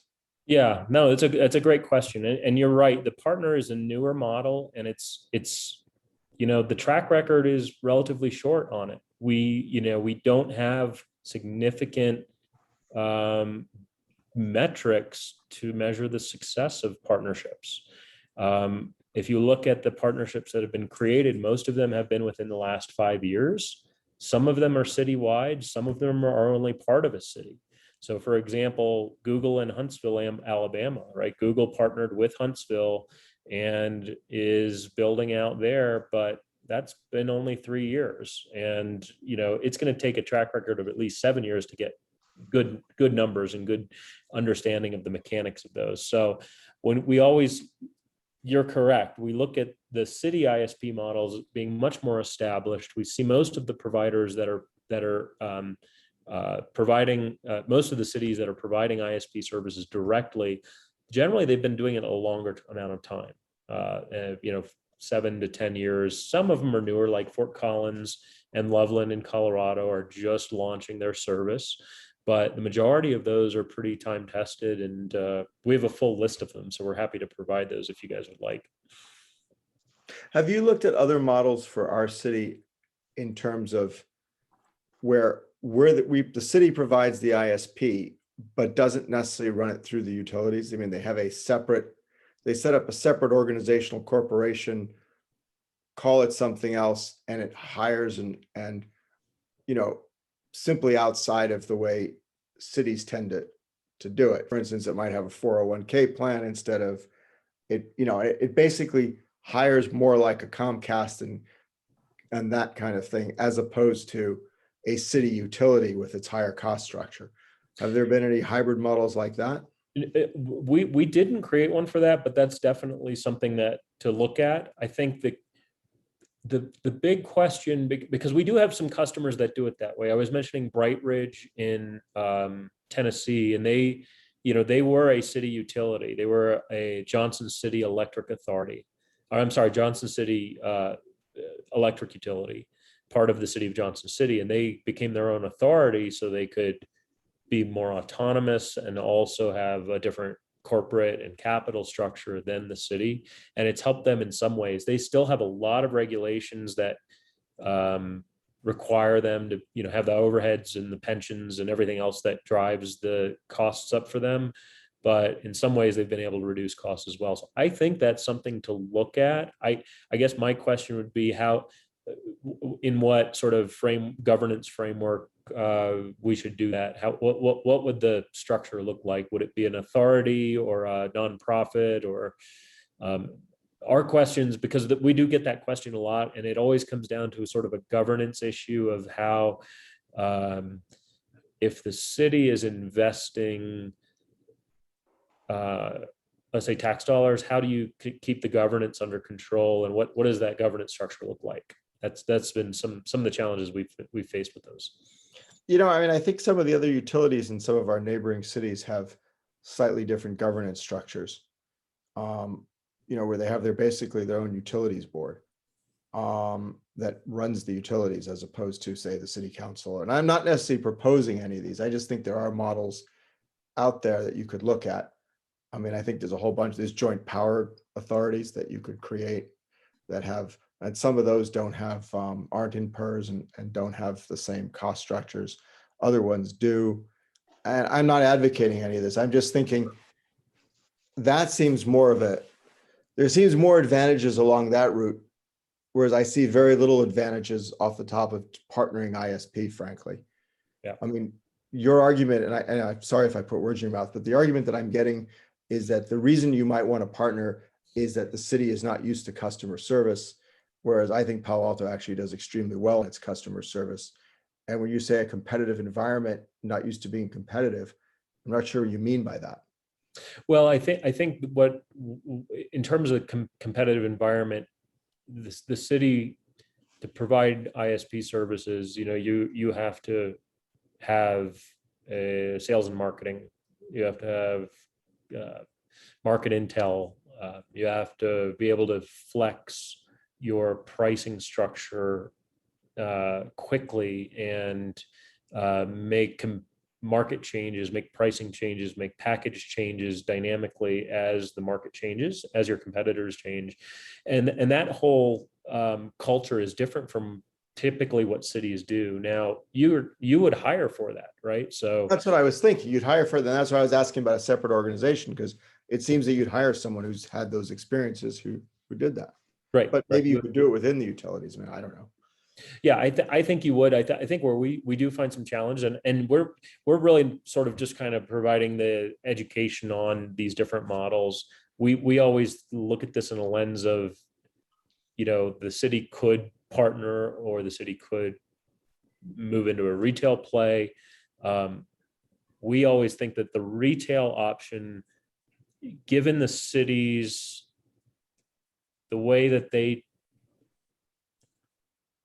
goals that they're trying to achieve are more easily achieved in the city model, the city as an ISP model, than in the partnership model, right? Because the partner becomes a variable that's difficult to control. And we're also, when we bring the partner in, we're injecting private sector returns into the economics of the network, right? So now we have to account for what was a nonprofit effectively, or a zero profit business. Now we have to account for a private rate of return, which can throw a number of different dynamics into the economics of providing service, right? Higher costs, higher rates, less competitiveness. There's, what are the motivations of the partner? So there's a lot of dynamics at work. So there's pros and cons to each of these. We think the city ISP model makes a lot of sense if you can overcome some of those hurdles of the steeper learning curve and the competitive environment. but we want to try to highlight both. So one of the things we've been asked to do tonight is to give direction that staff would like to explore public-private partnership opportunities on models for fiber to the home.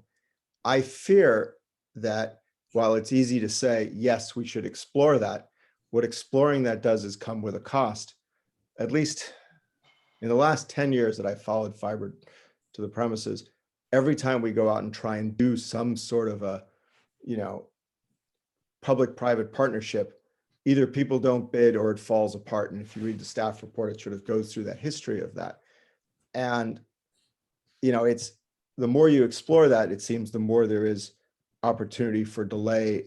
And so I guess the question is, while it's easy to say we should explore it, I'm just really looking for your feedback a little bit on whether it's that there are cons to explore it, it seems, and whether or not it wouldn't make more sense to put those staff resources into how we would actually have the city ISP, or whether or not you think it really is worth exploring it. I mean, the one example you gave was Google, who's, headquartered down here in Mountain View, but Yep. seems to be out of that business. And so I don't think they would be the one partnering with us on that. And so I guess you'd find some smaller ISP who would like to get in the business and have a good I'm just really wondering if it's worth exploring those partnerships, or if we should just make that decision and how to solve the problems and what that looked like if we just went with a city ISP. I mean, they're tricky. The partnerships are tricky because, there's almost no sweet spot, right? There's either a big provider who's going to come in and dominate. And in those cases, there's very few of those big providers who want to do it because they have the capital to do it, right? And if they want to come into town, they'll do it themselves and they'll overbuild because they want to keep control of everything. Then there's the small providers who aren't capitalized well, meaning they can't afford to build out in Palo Alto. So they're basically banking on the city's credit rating, right, to finance the network so they can grow their business. And that's not great for the city either, because then, you have a small company that's sort of in the process of growing, and you have all the growing pains along with that in terms of, bringing people into market, to setting up a sales office. There's just a lot of things that they may not be able to do because they're not well capitalized. So, it's hard to find a sweet spot for a mid-sized provider who's not already doing fiber to the home, that's not doing it themselves, that wants to potentially partner with the city. So it's I kind of share your grief with the partnership options, and it is a challenge. I think it's a question of whether the city wants to see what's out there, but will any of these partnership options fulfill the city's goals? That's really a big unknown. And I think my concern is how long it takes and whether or not that ends up delaying things and frankly killing it because it takes forever to get it done, because we're continually looking for partners as opposed to, okay, if we're going to do a city ISP, what does that take? What does that look like? And what delves into the details, and what's the structure we need that makes the most sense? Which seems complicated in itself, frankly, to me. I mean, I think there are a lot of issues. Thanks. Got a lot of hands up. I think Commissioner Danaher was next, then Commissioner Johnston, then Jackson, then Smith. Thanks to the excellent questions from Commissioner Scharf, I can be brief. I view these not as alternatives, as more as a sliding scale, depending on how much you contract out. And I thought it'd be helpful to emphasize that more, and maybe in the next report, break down the different functions that would have to be performed, and which of those could be done by vendors, which might be done by the city, so that we had a more granular view of the opportunities for how that could be operated. And I just don't feel without that educated enough to really think about it intelligently. And then I had one other question, which you don't have to address now, but maybe if you can address when you get into the costs and the like. And this is really, it's a naive or elementary question, which is, I don't have an understanding yet of when you connect homes to this. Is it just the people that sign up and you charge them at the time, or you bear the cost? Or is there a model where Do you go in and do the whole neighborhood? And is it more cost effective to do that and pay for it with bonds or with on-bill, charging over time? And how does that relate to partner versus the city? So I don't understand how that process would go and what the alternatives are on that, but it does affect costs and affects budget and the like. And so when you get to the right part of that, if you could explain the alternatives and educate me, as I said, very naive understanding of how that's done right now. Thank you. Sure. No, happy to do that. I think we'll go through that in the next couple of slides as we get into the costs. So I'll kind of explain the build out and how customers are connected to the network, how residents and businesses are connected. Commissioner Johnston? Thank you. I guess I'm trying to understand what it means as a practical matter if the city is an ISP. What kind of services, in addition to just connecting people to the network, what kind of service would the city have to provide in order to attract enough subscribers to make the whole thing work? I mean, do we have to provide 500 channels of television and streaming services and so on? How does this work? Sure. That's a great question. So predominantly when we think about city as an ISP, the key service is providing internet, right? Providing high-speed internet service. But depending on the competitive environment, you may want to offer other services. So, we think about internet is a must, right? Because that's what most people are interested in.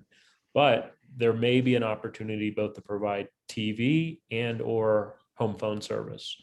Also, business services. So you're going to provide business internet services, and then optionally, you can provide business telephone services, which are actually very, very profitable and are always in high demand for businesses. So it's really a portfolio of services depending on what the market wants. Now, when we think about Palo Alto, one of the things that's really important when you decide what services you want to provide is whether you provide TV or not.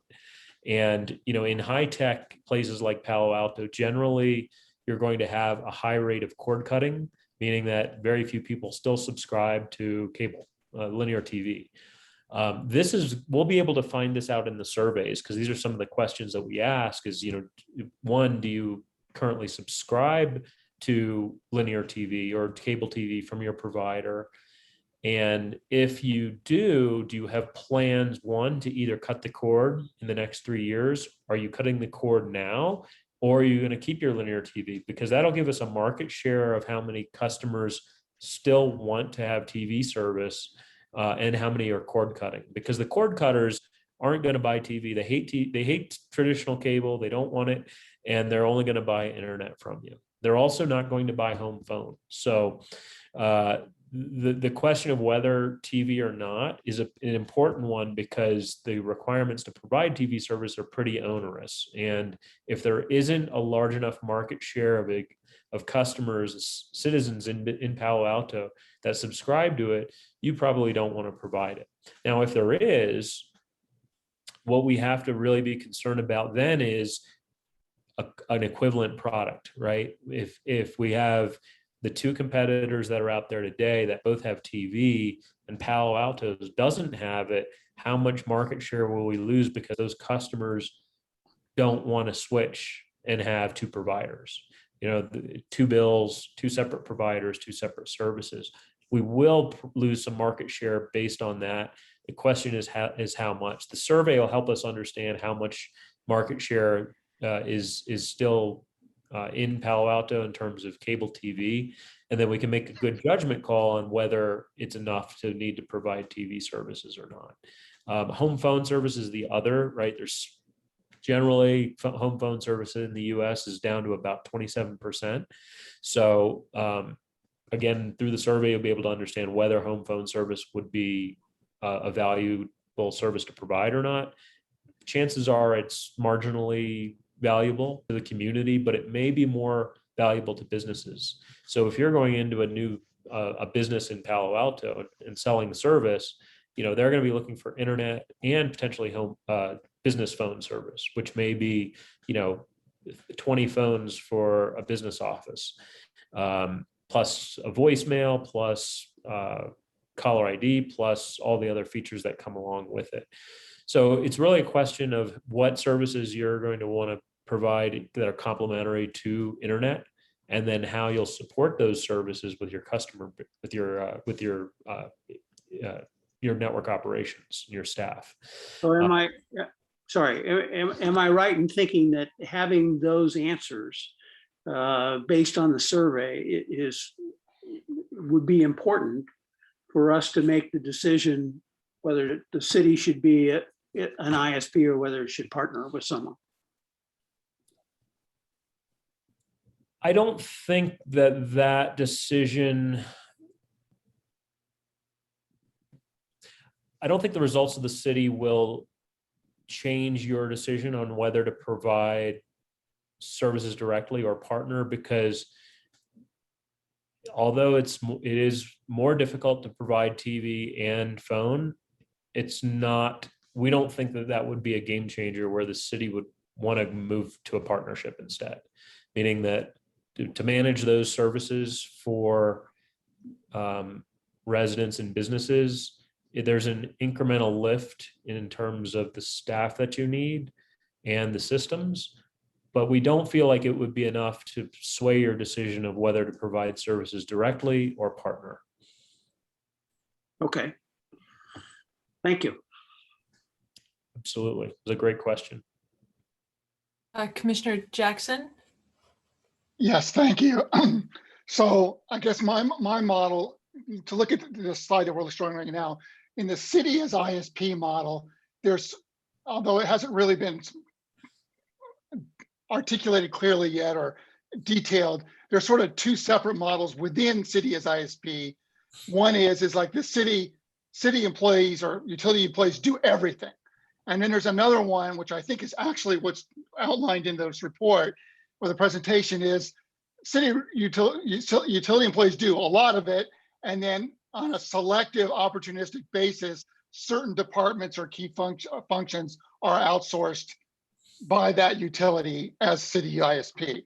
So I think those are both very fine models. I think the third thing that I hadn't thought of before, and this relates to something that Commissioner Scharf brought up, is maybe there's a way of structuring that business not as a utility, but as some other legal entity. And that's interesting. I don't have any input on that. So great. And then I think so. But at the top level, it's really city as ISP or partner as ISP. And this gets back to another question, as Commissioner Sharp said. To me, you could decide, the city, the council could decide, we're mainly interested in city as ISP. And if that's your direction, there's no need to go explore partners. If you can make that call, the earlier you can make that call, you don't have to go look for partners. So we're going to get to this after more of the presentation when we get into the recommendations. But I agree with you that you could just, if you decide to go with city as ISP, you could decide there's no need to go look for a partner. And I think Commissioner Jackson, what you mentioned, the outsourcing model is, most cities get scared about some of the competitive and the technical and, how are we going to do all this internally? We've got to hire 1 million people. You can offload that right to contractors. And a lot of cities do that. They'll offload it to a contractor that's in the business of doing that. So maybe they're just providing technical support as a crutch to help the city with some of those key functions where it just doesn't make sense for the city to do it directly. So I almost think about the city ISP model as sort of having a blend of, city staff doing certain functions and key contractors that are doing other functions, right? In a fee for service model.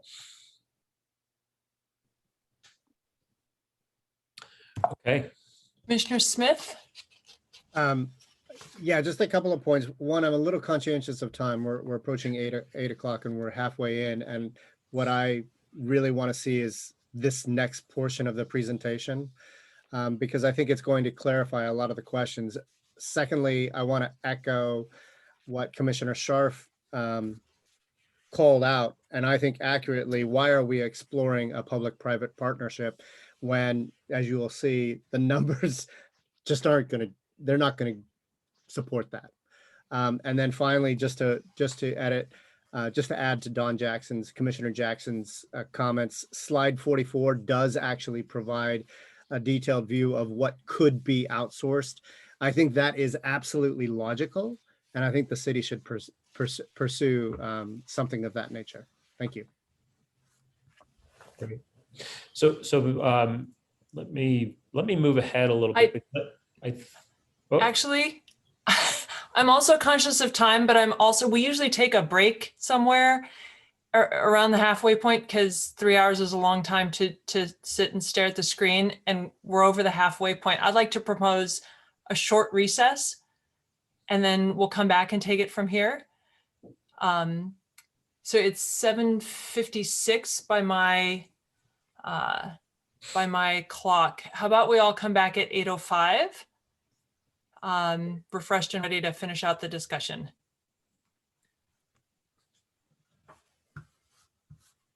We'll dive right into the numbers then. That's perfect. All right, thanks. Yeah. Thank you.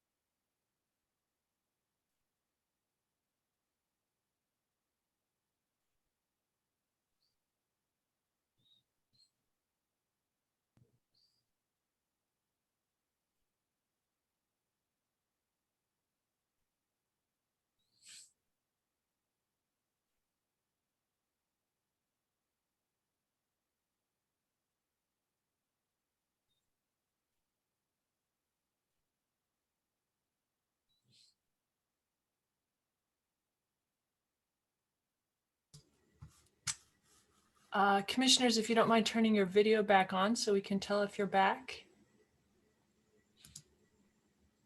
There we go. All right. I think we're good to go. Carry on, Mr. Hunker. Okay, thanks, Commissioner Siegel. So really, I thought it would be important for us to jump directly into financials because they kind of explain a lot around the two different models, and I'll talk through that while we're going through this. So really, what this slide is showing is an analysis of two financial models that we created for the city. One, the city ISP, and two, the partner ISP.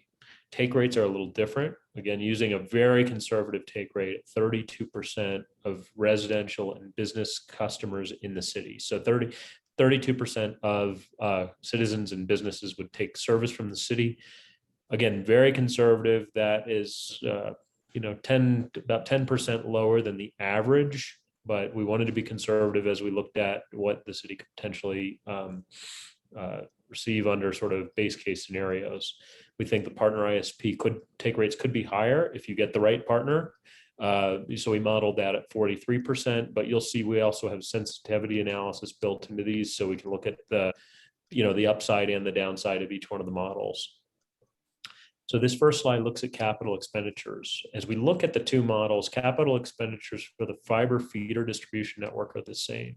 The feeder distribution network is basically the equivalent of your electric service plant, right? All the distribution, all the electrical lines that run throughout the city, you'll effectively have equivalent fiber lines that will carry the internet service throughout the city.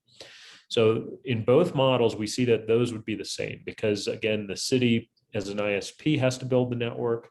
And if a partner is coming in, chances, in almost every case where there's a partnership, the city is still required to build the network. So we look at those as both equivalents in costs. We did find that with the new fiber backbone, there's about $4.5 million of savings that the city is recouping in building fiber to the home. So that original $22 to $28 million backbone is actually netting the city about $4.5 million less in lower fiber to the home costs in the build out. So our revised feeder distribution costs are $65 million. Our fiber drop costs are $9 million for ISP. City as the ISP, and $12 million for the partner ISP. And fiber drops are effectively from the fiber line from the street to actually connect the home to the network. And those are a variable capital cost that will change depending on how many customers are connected. So you see that in the city ISP where we're at 32%, we have $9 million in capital required. But because our take rate's higher on the partner ISP, you're at 12 million, right? More fiber drops because more customers are connected. And I think this gets back to the commissioner's question about how we would build the plants to pass home, right? When do you actually connect homes? So think about it like your electric plant, meaning you have to build the distribution network first, right? That goes throughout the city, all the neighborhoods, all the business districts. You have to build that up front so service is available to customers who want it. But the service drops, so the fiber drops, aren't built until a customer signs up for service. So in these cases, you won't build fiber drops to every customer, only those who sign up for service. That way you control those costs to some degree and you're building them on demand. In addition to the fiber, so those two costs really become your fiber plant costs, all of your outside plant infrastructure. Data center and head-end costs. So in the city ISP model, there's about 7 million of data center costs. They're lower in the ISP model because the partner is taking care of a lot of that and has those facilities already. The other cost categories are home equipment and installation. So effectively all of the equipment needed inside the customer's home to provide service, and equipment needed to power businesses and connect businesses. In the city ISP model, of course, you own that equipment, you're providing it to customers, and you're renting it to them. So you can charge between $5 to $9 a month for the rental of the equipment that's in the home. In the business, in the partner model, there's really none of that, because in those cases, the partner is taking care of the equipment inside the home, right, as the ISP. So the difference between the two models is really about $5 million in capital. It's not substantial. And that $5 million is in lower costs of data center and head-end equipment, and in the home installation and business installation. So relatively equivalent costs on CapEx.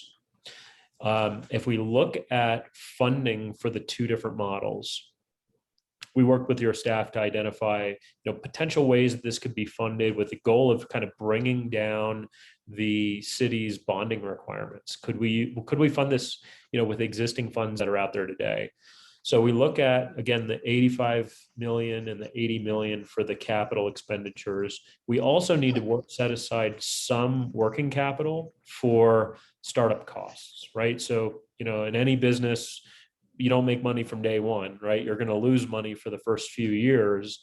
And because those expenses are higher than revenues, as you're building the network and growing, you're going to need to finance those some way. So in this city model, we're looking at about 12.5 million in working capital needs. And that's much lower in the partner model, where you're not operating and the partner's operating. It's about 6 million. So overall, total funding required for the city ISP is about 98 million, and in 86 million for the partner. When we looked at ways to potentially fund this to bring bonding requirements down, there were really a couple of different funds that could be utilized. One, the balance of the fiber fund for fiber to the home expansion. So the intent was to use the fiber fund for the initial backbone, but then also have the departments and electric contribute to the fiber backbone to fund their piece of the network effectively that's being built. So if we did that, we would be left with 17.5 million in the fiber fund.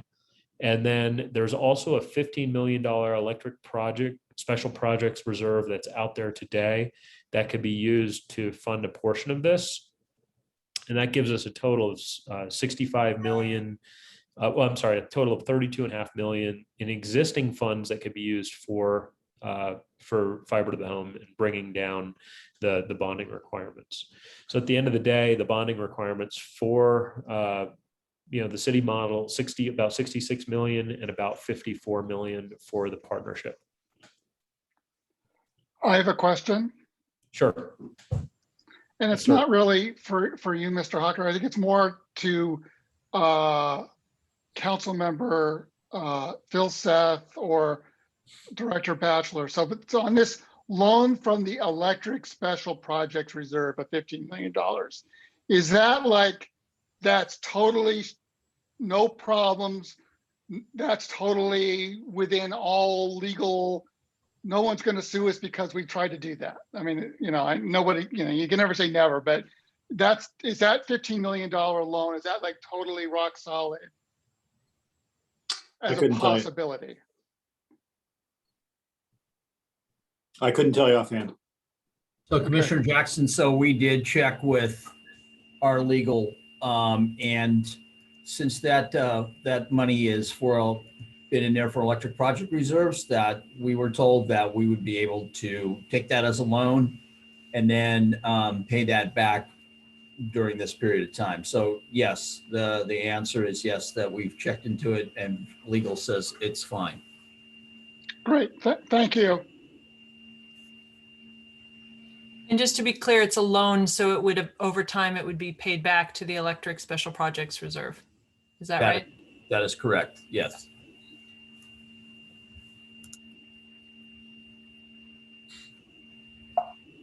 Okay. So we also wanted to look at not only those funding sources, but also the commercial dark fiber business, right? Because this, I think the way we've discussed it with staff is it could be a potentially expansion of the existing dark fiber business, right? Because the dark fiber, the business right now is, highly profitable. This is what the revenue expectations would look like over the next 20 years if the dark fiber business grew at 2% a year. So we were talking about this earlier tonight as the, how much could the dark fiber business grow with the new backbone, right? So these are those conservative numbers. It's really right now throwing off $2 million a year, which this grows cumulatively year by year. And those balances could help support the fiber to the home deployment by adding additional cash. The goal of this would be to really bring the two businesses together so that you've got that funding, and that gives you an opportunity to reduce ongoing costs and ongoing working capital. Wait a minute. You said that's 2% a year. How's that possible? It goes from 2 to 4. That's 100%. And then 4 to 6 is another 50. Yeah, this is a cumulative graph. So the net revenues in the first year are 2, net revenues in the second year. So it was because the revenues from the dark fiber business haven't been spent. They've just been accumulating year by year, which right now you guys have like a $30 million fiber fund reserve. This is just showing what that reserve, the new reserves would grow to over time just from dark fiber, right? So this year it'll generate 2 million. Next year, if you hold on to that cash, you'll have 4 million. The next year, 6.1, the next year, 8.2, and so on and so forth. So this just gives you a cash balance at the end of each year. Okay. So it's really the fund balance, not the revenues. Yes, correct. Fund balance. Exactly. This is what the net revenues balance. Again, think about this as a fund balance for the fiber to the home business. And this is the city ISP. Starting in year 1, we have a cash balance of 8.2 million, which is going to drop over time, right? So we have these negatives. This is typical because we have some cash in the first years, but as we start to operate, build the network and operate, our operating expenses, are highest as we start getting into years 3, 4, and 5. So we have a deficit in these years that we have to make up with revenues from elsewhere effectively. So the proposition is that, as we grow the fiber to the home business, it is going to be profitable over time, right? Fund balances are going to grow to potentially 38 million over 20 years under that same conservative estimate of 32% take rate. But we still have to consider these deficits and how we're going to pay for them. So if we look at combining these fund balances, we bring in the existing dark fiber business and the fiber to the home business. The dark fiber business helps subsidize the fiber to the home business in the years where there's a deficit. And you can see that the net fund balance at the end of each year stays positive. So, instead of hitting these negatives in those years, we still have a positive cash balance of 2 million, for example, in year 3, 1 million in year 4, and 3 million in year 5. After we get through that period, then our cash balances start to grow considerably over time. So the dark fiber business, bringing that together helps cushion some of the deficits in the fiber to the home business and lets you be able to potentially borrow less because we don't need to fund that externally. Quick question. How do you figure on 8.2 million of net revenues in year 1 for the fiber to the home business? Sure. So this is again a fund balance. So think about this. And we should rename that to. We're looking for the right term, but consider this the fund balance. So there's a fund balance of 8.2 because some of that working capital hasn't been spent. It's still sitting in the bank. Remember, we talked about 12.5 million in working capital required to. So that's the working capital. That's the balance. Fund balance. Exactly. Got it. And that will then pick up, and then these deficits would effectively be picked up by the fiber business or the dark fiber business. So a different way to think about it would be you actually need more working capital if you don't want to go negative. Right. 12 million being a somewhat arbitrary number. And if you didn't have the cushion from the business fiber, then you would need.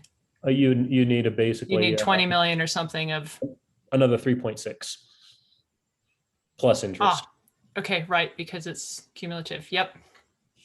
Right. So we would say, 12 and a half, 16, we would say 16 million if we didn't want to use the fiber fund to subsidize the fiber to the home fund.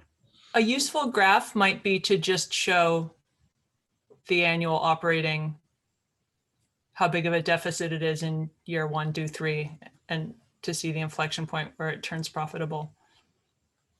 Sure, we can do that. Maybe more a traditional pro forma. Mm-hmm. Okay. I think it's also important to point out the differences here between the partnership and the city ISP. So again, we're going to look at both of these, the partnership model in terms of the fund balance and versus the city ISP in terms of the fund balance. So remember, we looked at this graph, right? So we have our deficits in the early years, and then we grow year after year, about 3 million a year in net revenues. That grows the fund balance up to about 38.7 million at the end of 20 years. If we look at the partnership model, again, with the city investing a similar amount of capital, 5 million less, our net fund balance at the end of 20 years is only 15 million. We still have the need for some additional working capital there. So we'd really need 8.5 million in working capital for the partnership model. And it doesn't create nearly the return that the city ISP model does. So the net deficit, the difference is a $5 million capital investment, right? The partnership's a $5 million lower capital investment. But if you look at the net return to the city, 38.7 million versus 15 million, a much larger magnitude. So really, we look at the partnership model as being very, much less profitable for the city. Although profit's not important, what's happening is effectively the private sector return that's required in the partnership model is sucking that additional cash out of the balances, right? Meaning that in this case, with the partnership, city is charging the partner a wholesale fee to use the network. And that wholesale fee can only be so high because the partner still has to make its required return and pay its own operating expenses. And when we put those two numbers together, the delta on the cash balances back to the city is significantly lower than in the city ISP model.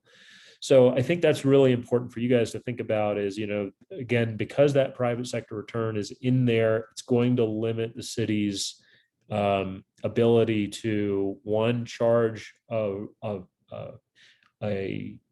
rate to the provider for wholesale, meaning there's going to be a ceiling on that, because that ceiling that the city charges, or that rate that the city charges the provider, has to be still market friendly, meaning that charge becomes an operating cost to the provider.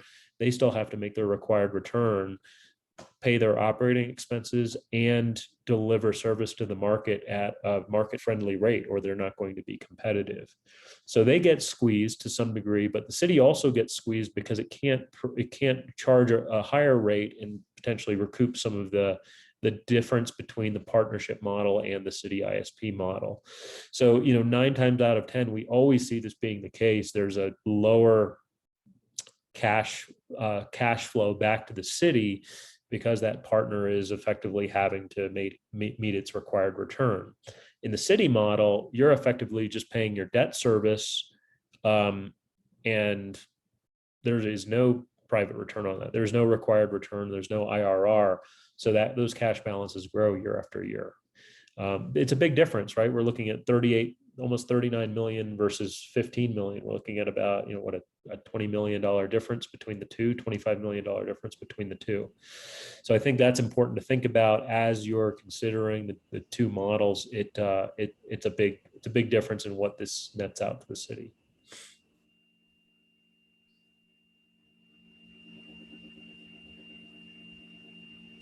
And here's that same graph. If we looked at the partnership model and we used the fiber fund to potentially subsidize the early years, so the fiber fund again grows at the same rate, but we still are much lower in cash flow. So our cash balances in the city ISP model are 71 million at the end of 20 years, And in the partnership model, they're 47 million at the end of the 20 years. Fiber fund stays the same amount of cash flow coming back to the city, but the fiber to the home business is just much less, creating much less cash for the city than the retail business would.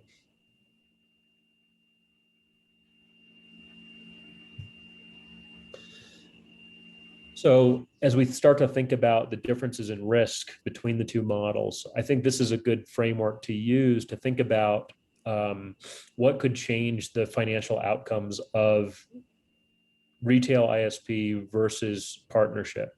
So when we look at retail prices, fluctuation in the retail price definitely has an impact on the city's overall financial feasibility of the project. Right now, we don't expect prices to move considerably, because when you look at the competitors, they're very, very inelastic in terms of changing their prices in the local markets, because those have tendencies to change prices in larger markets. So for example, the cable company and the telephone company both operate in your neighboring communities and throughout the Bay Area. Lowering prices in Palo Alto forces a price lowering impact in other communities that's very similar. So they're going to be very, very hesitant to lower prices considerably, but they may use promotions to do that. Take rates are a very sensitive variable. So as we look at the take rates for city ISP versus partnership ISP, fluctuations in those definitely have impact in cash and overall sustainability. So the goal is, how do you mitigate that risk, right? You hire the right staff, you outsource functions that can be outsourced to improve service quality, you enhance your sales and marketing opportunities wherever possible to increase your penetration, and you deliver great customer experiences, right? That's what we see most of our customers, most of our clients doing in terms of improving their take rates. Operating costs are also a factor that are it's a sensitive variable as we look at overall financial sustainability. And then finally, construction costs. So we've talked about a lot about construction costs tonight, and changes in construction costs impact to the overall project. So as we look at these are just a few sensitivity analysis graphs, and we're doing this just for the city ISP version. So for example, this graph will show you a impact on the final cash balances or the fund balances at different take rates. So at 24%, which we found is the break even, the cash balance almost every year is zero, and there's a deficit of about 5 million that would have to be covered by another fund or working capital. Now that could be covered by the fiber fund, or it could be covered by another loan or something similar. So think about that when we're considering the city model. You need to get to at least 24% to break even. But as we start to go up at 30%, you can see we're cash flow positive. At 35%, more cash flow positive. Our cash balances are up at 53 million at the end of 20 years. And then at 40 and 45, you can see we're considerably higher. So, break even down, showing in the yellow line, and then our cash balances are higher on these additional take rates. Most utilities land around 40%, somewhere between 40 and 45. So you can see at those numbers, your cash, let's say at the end of year 10, and the fund balance at 45% is 34 million, and at 40% it's 25 million. So it's actually generating pretty significant cash for the utility.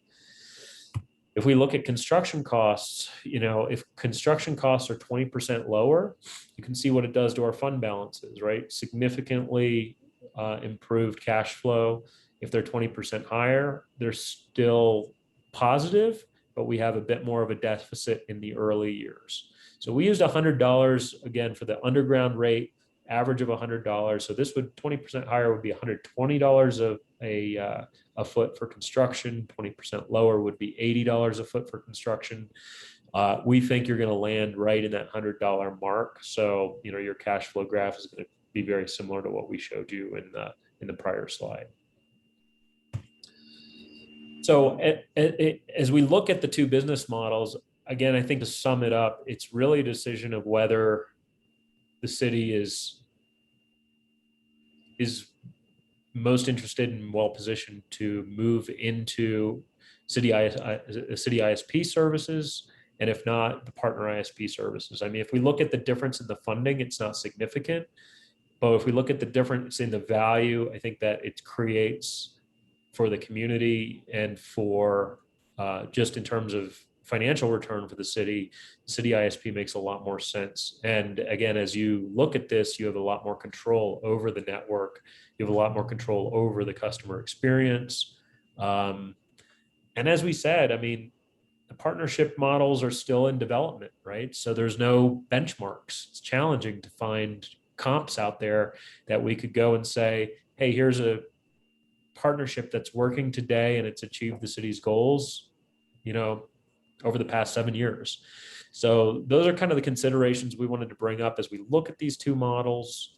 You know, love to hear some thoughts from the team based on some of those high level numbers. If you guys would like to chime in anything. So that concludes your prepared presentation. Is that safe to say? We have one other model that we looked at that really reduces the city to borrowing that I'm not sure how everyone feels about the time. Are we still good for another maybe 5 minutes to walk through this one? Let's see. Commissioner Scharf had a question, so maybe we'll take his question and then we can go to your. Sure. Just briefly, I saw, I think it was the previous slide, which talked about on the aerial significant, it was more expensive because there was significant pole replacement that was required. It was unclear to me why the electric utility really wouldn't pay for the pole replacement. I'm assuming that a lot of that significant pole replacement would be driven by the poles are older and all of that. And I guess I'm just curious since we're letting AT&T and Verizon put their stuff on our poles anyway, why us putting that on the pole would necessitate the fiber paying for the pole replacement. So I wasn't sure why that assumption was in the model that way. And if you looked at it without pole replacement, does it change the costs significantly? I'll answer part of that question, and maybe I can kick the other part to Director Batchelor. So we definitely think pole replacement, there will be some pole replacement, but those costs could potentially be split with the different departments, or it could be split with electric, or it could be split with, you know, city departments that are also paying for a portion of the network. So I think it would be split 3 ways is the kind of the way we had modeled it. Question was just uncertainty around how many poles may need to be replaced. And we would be able to find that out sort of in this detailed engineering phase pretty quickly.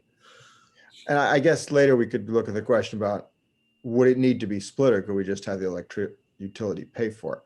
I mean, so I'm not sure if you know, if we would have to take a hard look at that, Commissioner Scharf, and the reason for that is that right now the pole calculations are fine, we'll say. And then when we start adding on this additional fiber, and the pole calculations then go to the negative side where the pole needs to be increased in size because you got more weight onto that, then typically whatever project, it could be AT&T that could unbalance that. It could be the electric side, or in this case, it could be the fiber that's causing that pole to be out of whack at this point. And so then at that point, we think that the fiber phone would have to pay for that pole, and it would not be shared at that point. I mean, I think that's a legal issue because, right? I mean, because if we could have the electric utility pay for it, I think we should. But I mean, the notion that the last person on the pole who breaks the camel's back with his last bit of weight is the one who pays for it, I'm not sure that's a good model, frankly, even if I was thinking it from a pure public policy point of view. But obviously I think we could just have legal tell us whether or not we could do that and what our options were, and then it could be a public policy choice. But I was just wondering if when Magellan looked at that, whether or not they had those inputs or if those were sort of then just decided that way. And it's a question to you. I guess you were given that on the pole replacement, that's how we were going to do it, right? When Magellan, when you looked at it. Right. Yeah. We thought about it from the perspective of it would need to be paid by fiber, but the city could contribute to it if the city's paying for a portion of the backbone, or the city departments paying for a portion of the backbone, and a portion of the backbone is being paid for by electric. Then would that charge be split three ways, or would sort of fiber be reimbursed for a portion of those charges? It may still be paid by fiber, but reimbursed by the other two departments. I guess my takeaway from all of this is that we need to get those costs down by about 20% because that provides the right cushion in your graph. Right. And so I just think that we just need to look carefully about how we get that done, because obviously if we go 20% over budget, that causes a huge negative to that whole graph. So that was really my takeaway. Thanks.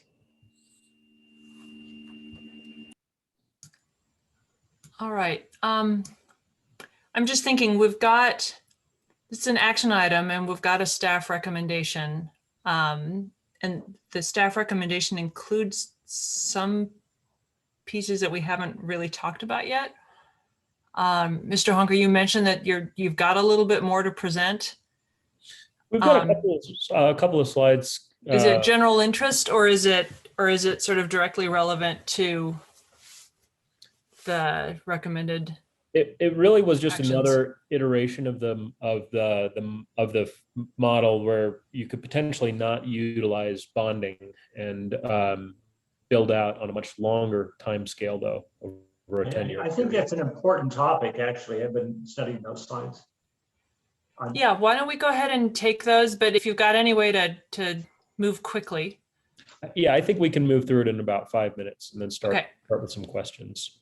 Great. So the concept was, right, there's new bonding out there. Is there an alternative to bonding that could allow the city to still deploy network over potentially a longer period of time by using excess revenues that are generated in the initial deployment to expand the network? So think about, let's build a little bit in the front end because we have $32.5 million in funding to be able to build some fiber to the home.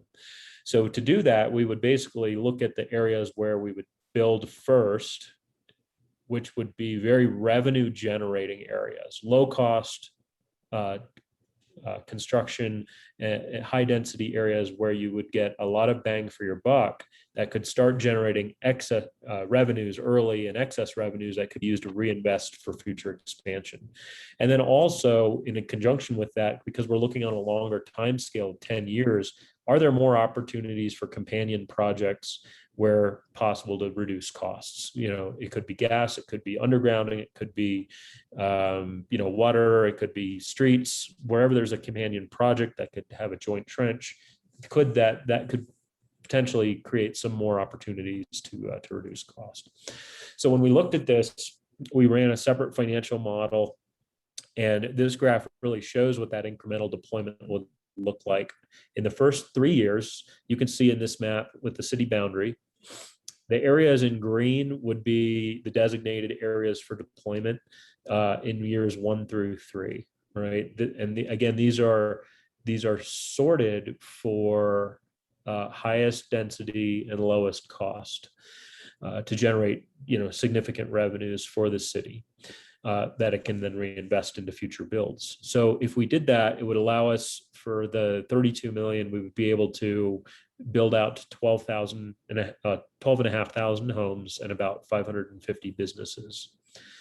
Right, that would give you a sort of a foundation to start generating new cash flow that could be used to invest in future build out without bonding in years 4 through 10. So years 1 through 3 utilize the $32.5 million that's out there in funding today. Years 4 through 10 use all of the excess revenues that are generated from phase 1, from these first 3 years. Now, as we build out new areas, two things happen. One, we don't get as much bang for our buck because we've already taken the lowest cost areas off the table. And two, these areas are less dense. So in years 4 through 10, we can build out to almost 7,100 households and 537 businesses. What we have left over, and you can see those in yellow, right? All these yellow areas would be the second phase of build out. And then in what you have after that is you still have 7,000 households remaining and 209 businesses. These are the most expensive areas. They're predominantly underground where your construction costs are high. And those are the ones that we would really have to be looking at other opportunities to get out there and deploy. It could be an undergrounding project or a joint trench, something that would allow us to reduce construction costs. But the city would have a longer time scale to be able to look for those opportunities.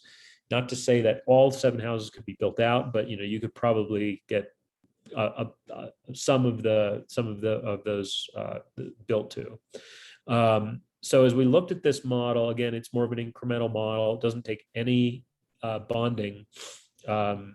The first phase gives us 12,500 homes with 558 businesses. Total capital expenditures for that are about almost 30 million. There's some working capital that's required, not a whole lot because it's a smaller build. And then we're using, again, the funding that's out there today for the $32.5 million funding tranche.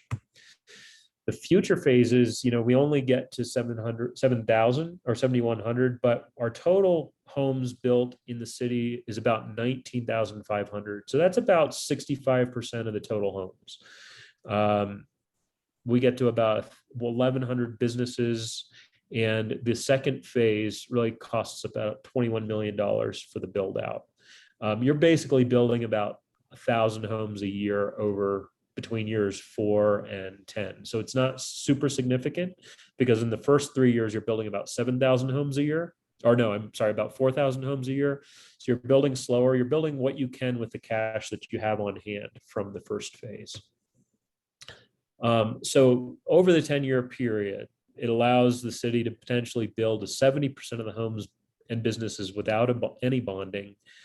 The initial deployment in the first 3 years would be to about 46% of all homes. And the incremental deployments would add another 25 or so percent of homes. The total funding for that would be the 32 million, and then the secondary funding of the 21 million. So it'd be about 53 million in total funding. But again, no bonding. What would be left? 7,000 homes and 200 businesses. Again, these are the most expensive to build and the lowest density. So it still requires a lot of capital because this is almost all underground infrastructure. So we would just look for those opportunities wherever we could to build out without the need to go, build new and new construction. But that would really be the challenge to solve: is how do you get to these additional 7,000 homes and do it, in advance, do it more quickly than waiting till the 10 years is up, because you could start that process now and look for ways. So this is just another option as we look at funding strategies, and if there's alternatives to sort of the traditional build all at once route that's generally utilized. So, again, it's sort of a business case summary, regardless of whether you're looking at partnership or city ISP, number one is bond and build out to 100% of the homes and businesses over a 5-year period. Or two is no bond and build out to most of the homes and businesses with about 7,500 that will remain over that 10-year period. So these are really the two options to think about, or some combination of them. Maybe we look at some bonding for the more expensive homes and use the existing funding, not to build out the 12,000 that we had talked about. So I that have really, a quick question on this. I have a question on this slide. Go ahead. So my question is about what bond really means, and it's really probably more to Council Member Phil Seth or Director Batchelor. So if we say bond, do we mean, do we have to go to the voters for the bond, or can council just say, we're gonna vote a bond and we're gonna do it? And if we have to go to the voters, then is it a majority vote or is it a more than a majority vote? I assume it'd be done with a COP, which doesn't go to the voters.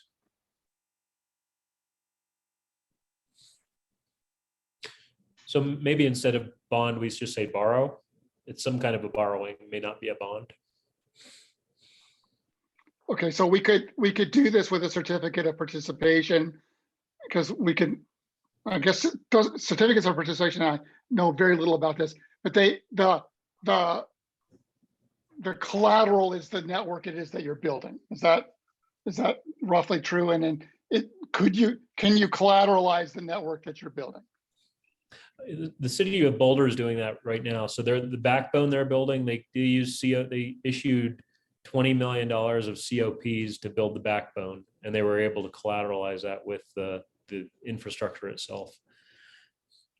And this is Dave. We also done this for other CIP projects like the emergency water supply.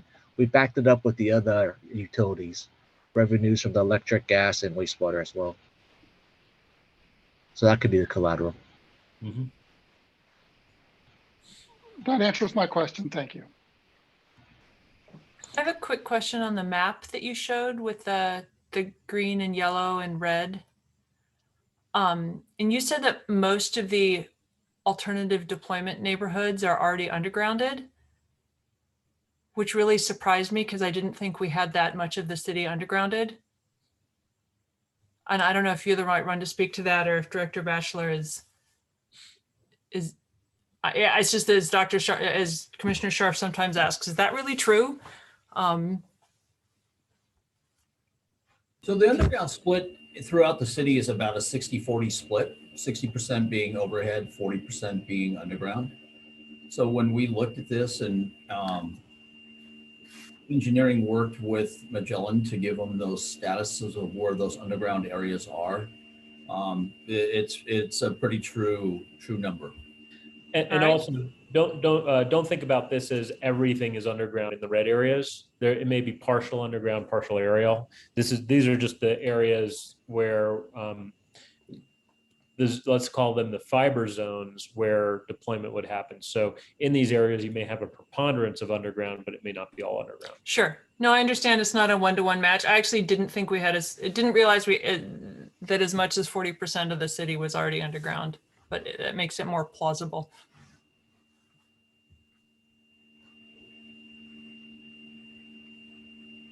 Are we ready for general discussion? Do we want to look at the next step slide? Did we want to go through that? Yes, let's do that. Okay, perfect. This is our last slide. So the next steps that have already been approved from the prior meeting were the community engagement, the broadband services for residents and businesses, and then exploration of the partnerships, which, depending on what you guys decide to do, that may come off the table or may stay. But the two that would be really important next steps for us then would be community engagement, as well as the broadband surveys for your residents and businesses. And then the recommended next steps that haven't been approved yet are the detailed engineering and exploring those federal grant options. So the detailed engineering, the goal here would be to combine really phases 2 and 4. So the fiber backbone and the fiber to the home, to be able to create synergies for the overall design, meaning that, by doing the engineering on both phases simultaneously, chances are those construction costs will be able to come down because we can value engineer a lot of the fiber to the home plant and the backbone simultaneously. It also leads you to a lot of sort of synergies on the design side to be able to reduce some of those engineering costs. And we've already identified about 200,000 in design costs that would come out of our budget that if these two phases were to be put together would save the city some considerable money, but not of the magnitude of the construction. Where we really see the synergy is the combined engineering and identifying how construction costs could come down between the fiber backbone and fiber to the home. Can I ask one question on the Explore partnerships? Is that exclusively having third-party ISP versus some of the other ideas that Commissioner Scharf mentioned earlier in the meeting?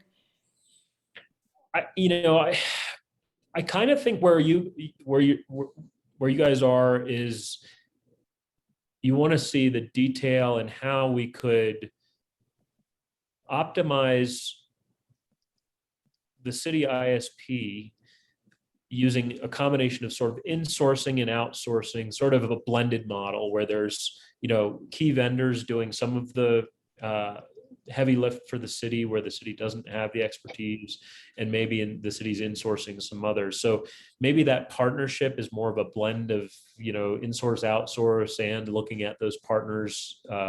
The original intent of it was more of a traditional partner ISP, meaning looking at an ISP that would come in and basically partner with the city for a full build out and provide service, right?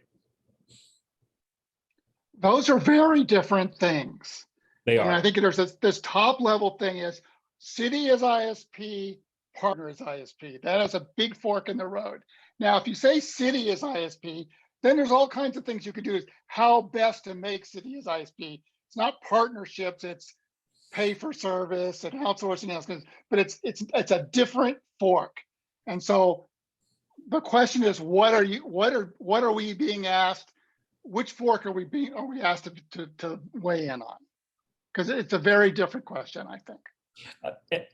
And I think that's the question for us, is whether the city wants to consider the partnership, the partner ISP option, or whether it should just be city. Because that was the original intent of this task, was to look at those traditional partnerships. But if the city's not feeling that that's the best route, then it would be more business optimization, right? How does the city build and manage the business in the best way that it can to provide service to the community? Commissioner Scharf. Yeah, no, I mean, I think we clearly should do the detailed engineering, combine phases 2 and 4. We should let staff move forward on exploring federal grant options, especially in this climate with Biden's infrastructure plan and all of that. I mean, I think those are no-brainers. And I'm with Commissioner Jackson on this, that I think that we should recommend to the city council that we don't explore partnerships, that we explore how to best optimize the city owning the ISP and moving forward on that. And there's lots of information that Magellan could come up with, I'm sure. Sure. What's the best way to optimize that? What are our options? What are our thoughts?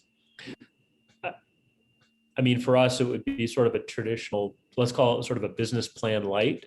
This is how you really would do it. And then that becomes a playbook, and say, once you have all those detailed costs and an analysis of how you would operate and what functions you would insource versus outsource, then you can make a decision on it, right? But that would be a very, very valuable task, we think, for the UAC to be able to see that at a very granular level and understand the dynamics around the business itself.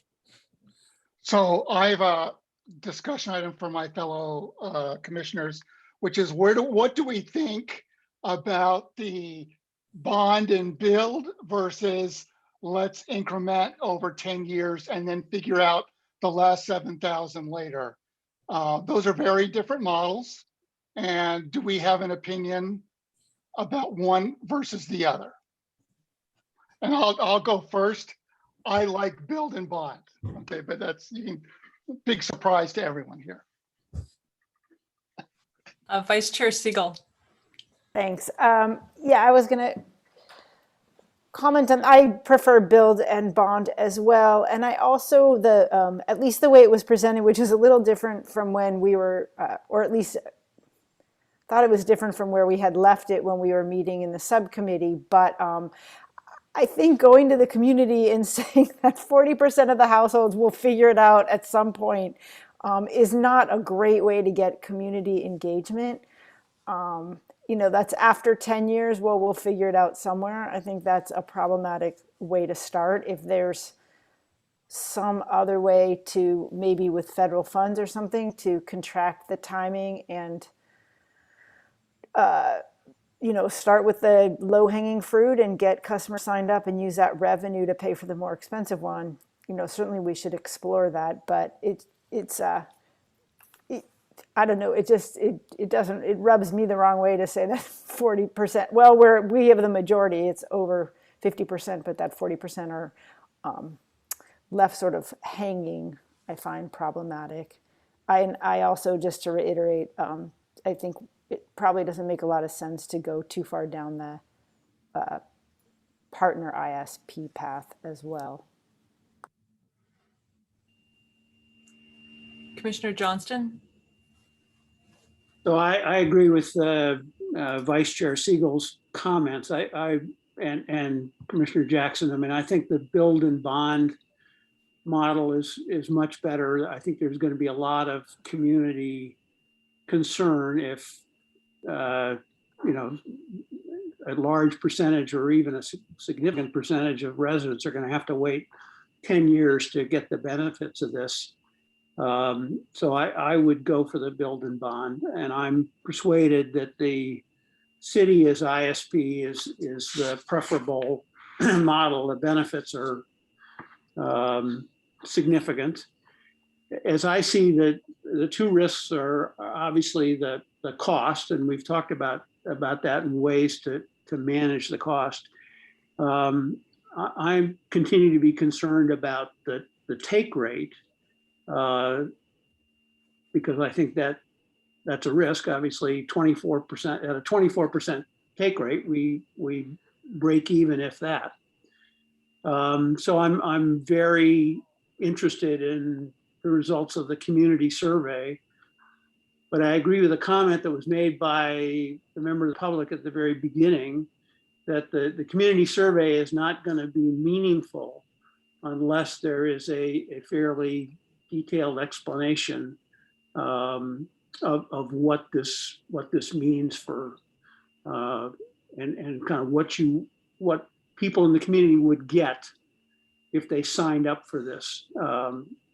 So those are my comments. I think it's really good that we have come this far. I think that we're making this is important progress for something that's very important to the community.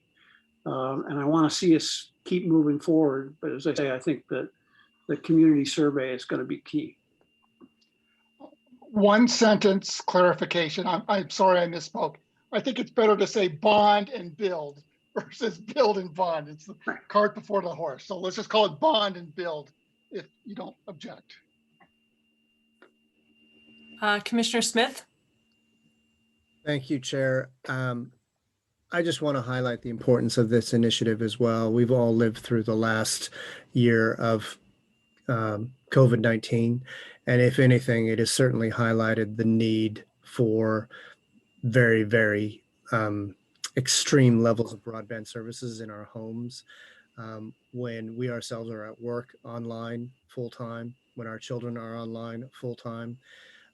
Yes, we are getting back to some degree of normalcy, but that is not happening quickly. And you can expect, and I think certainly in my own work life, I will expect that at least 1 to 2 days a week, I will be online at home on Zoom or on a GVC. So I think this is incredibly important work. I think it definitely is worthwhile pushing forward. I also agree that bond and build is the right way to go as a city-owned ISP. More importantly, I echo Co-Chair Siegel's comments about equity, I don't think it sends the right message that we're going to spend 10 years building 70% of the population and 40% of the population is going to wait. That's not equity. And there will be a rancor result, I think, if we don't respond appropriately. I based upon what Magellan has done, and by the way, Magellan, kudos to you. I think you've done a wonderful job. This has been a very thorough investigation, and I very much appreciate the time that you have spent with us as we develop this process and as we understand. But I don't see a great deal of appeal, at least personally, when it comes to finding a partner organization to run an ISP. And that's just simple economics. More importantly, I just want to echo not only Andy Poggio's comments, but also AC Johnson, Commissioner Johnson's comments about this community engagement. It's something that I've spoken with Dean Batchelor in the past. I am very worried about introducing something that is, quite frankly, technologically advanced for this community without educating the community as to what we are actually doing. And I think that the need for a very, very concerted and heavy community engagement and community education is absolutely critical. And I would also advise and agree that community engagement and that community outreach and education should happen prior to a survey. Thank you.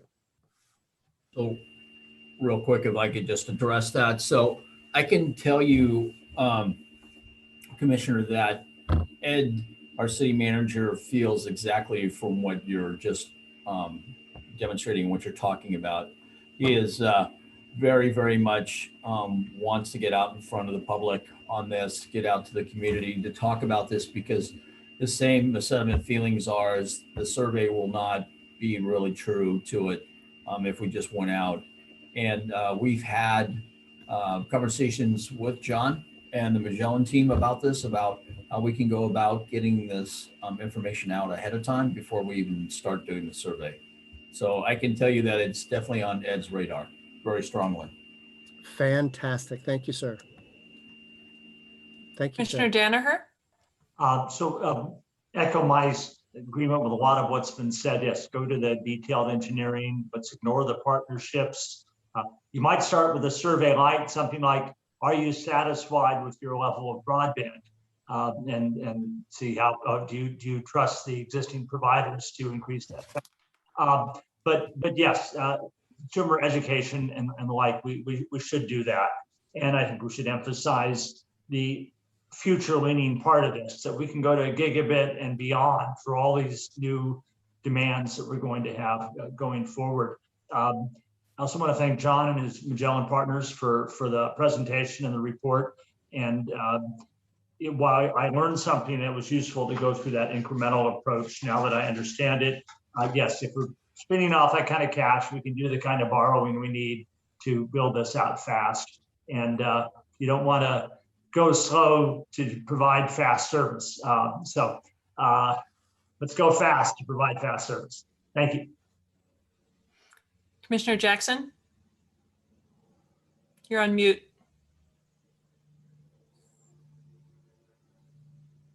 So where I end up in all of this after this discussion, I guess I would suggest that the UAC, we make a much stronger set of recommendations than that are in the staff report. And something along the lines of, we think the fiber expansion is a great idea and that should be done. We think that fiber to the home, so we should be, fiber, let me go back up. Fiber expansion is a great idea, so let's proceed with phase 2. Fiber to the home is a great idea, so let's proceed with phase 4. Furthermore, we think that bond and build is the right model for fiber to the home. Furthermore, we think that city as ISP is the right business model, so don't spend any time working on the other things. And sure, if you want to go off and, I'm sure that council and staff will keep track of largesse coming from the federal and state governments that could fund this if those opportunities arise. I have full confidence that they will be all over that. But to me, that sort of 5-pronged, stronger recommendation is what I would suggest that we recommend to council.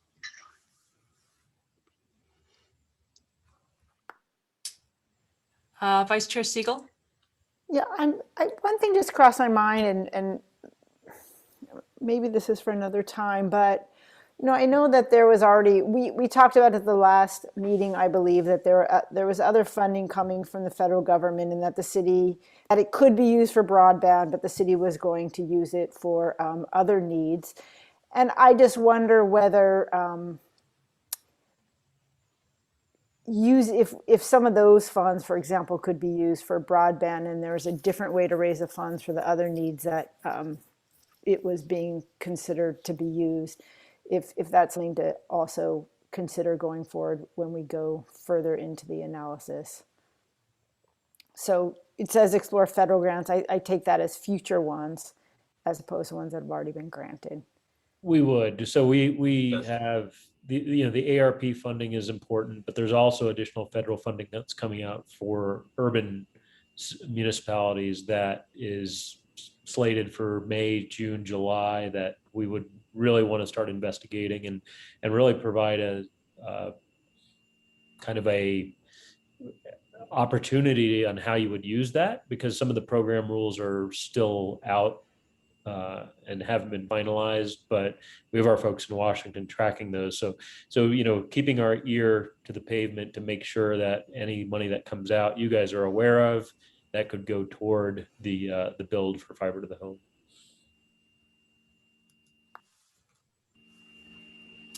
Commissioner Scharf? Well, I think we do need to wrap this up in terms of a motion and where we should go on that. And I agree with what everyone said. I mean, I think if we only build out 40% of it or 60% of it, and we leave everyone else hanging, I think there'll be a lot of upset people in Palo Alto.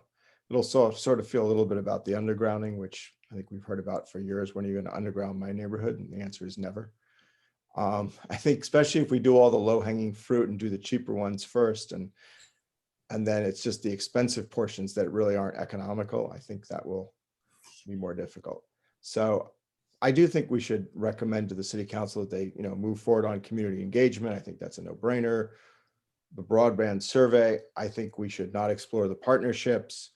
I think we should optimize for the business and have Magellan figure that out, as was discussed. Do the detailed engineering, explore the federal grant options. And I think we should recommend that financing options to build out the whole city be explored, and a plan come up with that. And that to me seems to be the heart of it, of what we should do. And I think I'd like to make a motion for that, and people can add things if they want to it. But I think if I can get a second, then we could at least start bringing this to a conclusion. Second. I second that. Okay, I did take the liberty of putting together, a motion that was previously in the report of what I've been hearing. So the red markings are the revisions and the black markings are the original. So if you guys want to work off of this, we can. Great. I would just say, Dave, with one, I would break that into two. So it's clear that, we start with the communication and education, and yeah. And I'm, I guess you can develop this survey, but to not execute it after one. I don't know if you want to say that here, but. Okay. Yeah, I think we can leave the timing of the survey, if you will, to be determined, but we really do need to educate and engage first. Can I ask, is it a big deal and expensive to do a survey? It's like $25,000, $30,000. I'm intrigued by Commissioner Danaher's idea of a before and after, to really just get quickly to how many people, what do people think of their current level of service? I mean, I could tell you that when I put in a request on Nextdoor, what do you prefer, when I was trying to decide which one to go with, all I got was about 50 negative comments. I don't know that we need a survey. I don't think anyone loves their provider. I just, I think they choose the lesser of two evils, or what provides the best service in their neighborhood, is what I took away from that. But I also worry that there's, survey fatigue, and I wouldn't want to lose the more important second survey. Fair enough. Well, it's usually different people that are surveyed, right? Because, they choose 600 homes, or, I mean, it's more expensive the more homes you choose. And if you do 2 surveys, you're not usually choosing the same group. At least that's my understanding, but I could be wrong. But I know it's usually a finite group. They don't survey the whole city. But so I think we're trying to make this motion, right? Rather than just chit chat at this point. Yep. So I would like the last item to be like the first item. Recommend the city bond and build, like, we want to go do this. Okay. And then the rest of it is like, how are we going to go do it? Right. And I think like that idea. I think Commissioner Jackson, you make a very interesting point. And this might be something that perhaps the city council will have a discussion about. Bond and build, we don't need to bond anything to actually build the backbone. To the new dark fiber network, we don't need to do anything. We just need to spend the money. So we could actually break this out further, and we could say, go ahead and build it. Go build the fiber expansion piece, right? Well, the risk to doing that, which I think you have to be cognizant on, if we just build that piece, we may not do the rest. Whereas if you do it, I thought the models he showed us Good point. Doing both together and optimizing, and that's what that is. Very good point, Commissioner. We won't do the whole thing. Very good point. Well, I would not. Okay, then let's put them all in one thing. We would do that. Yeah. I wouldn't want, I agree 100% with what Commissioner Sark just pointed out. I would not want to give, I would be very reluctant for them to say, I'm going to build this part, but I'm not going to build this part. That's not what I think I'm hearing this evening.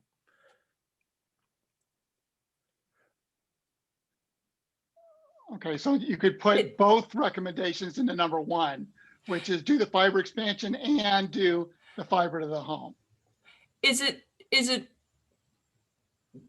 it premature, or is it necessary? I mean, remember we're recommending that the council create detailed engineering plans for both fiber to the home and the backbone. So it feels premature to say we recommend that city council approve building it, since the next step is the detailed engineering designs. I from my own perspective, design with intent to implement. I do absolutely understand the concern, Chair Forshall, but I think also, and I won't speak for the rest of our colleagues, but I hear a strong representation that this is the right course of action. So it would be really nice that as part of this motion and message to City Council that we've listened to what Magellan has said, we've listened to their analysis, and we do believe that we are on the right course of action. And if we are going to advance the design, let's start talking about how we're going to fund it as well, and move to that concurrently, because the city will work on the funding, Magellan will work on the design. So we should take out bond and build. We should just say build, and then something else should say explore, the most cost-effective way to finance this. Sure. And if I can add a point there, I think the engineering becomes a way to ground truth the final costs, right? And create the opportunity for the final amount that would be, financed by the city. So it's a step toward building, but it's not, it gives you sort of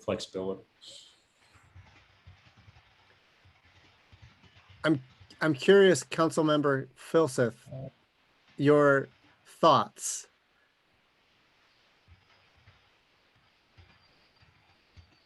I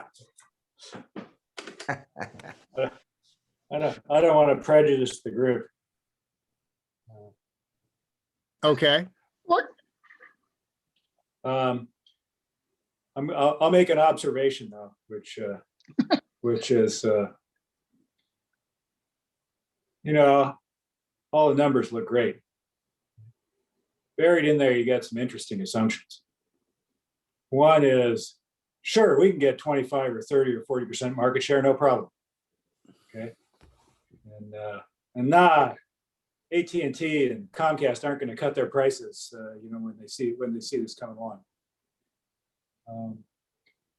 Second is that, well, we don't have to worry too much about TV bundles, right? Because everybody can go get Sling, but it remains to be seen. And finally that the fund balance chart, right? I mean, I bet that thing's really sensitive to small changes in the take-up rate and how much money we can charge, because you got sort of small amounts of money compounded over large amounts of time. So I think we should just, I think it all looks pretty good. I think we should make sure we understand where all the risks are.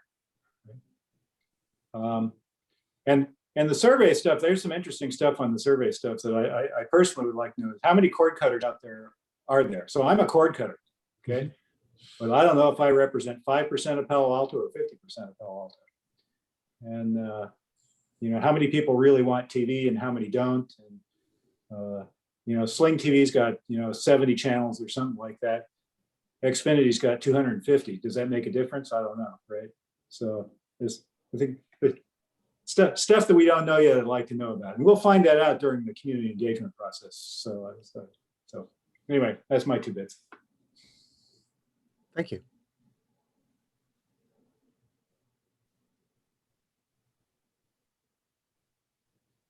So we can delete 6, right?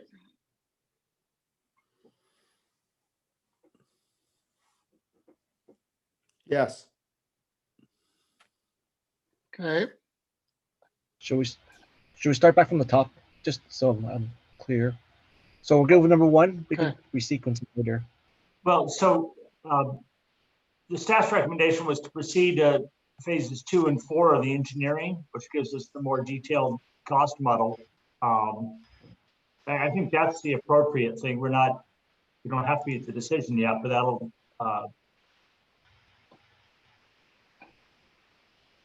and Eric makes some good points on we're not ready to pull the trigger on the build out. Well, I guess my point of view is that council's not going to do anything they don't want to do. Okay, just because we put a recommendation. That's true. Okay, so like my worry on that is very, very low. I think it's and like even if council just goes and says we're going to do phase 2 and phase 4, they can but I think it eliminates extraneous paths to pick a path. Okay, if you say we're just not going to go down the partner ISP thing, then we just save all that work and all that time. If we say we're going to put our focus on bond and build, then let's just focus on that. Doesn't mean they've committed to doing it yet, but it's like, but that's the focus, and then they can go figure out how they want to go do that instead of analyzing this stuff ad infinitum. So I guess that's why you're making some broad assumptions about council not paying much attention to UAC.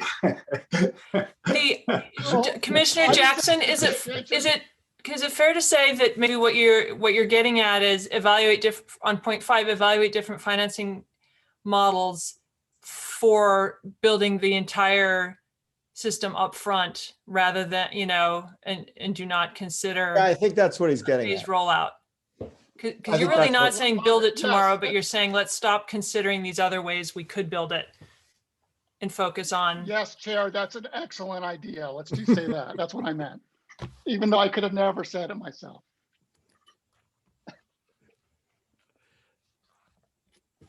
So it's not the fact that it's this ISP model, it's the fact that we don't want to do the phased 40% in 3 years and another 30% in 10 years and 40%, we're not really sure when they would get it. Maybe the way to get it is exactly that, to do it by timing in the, fastest, most cost-effective way or something like that. Well, it's not cost effective. That's okay. Fastest. It's Maybe evaluate different financing models to build it out for the entire city within 5 years. There you go.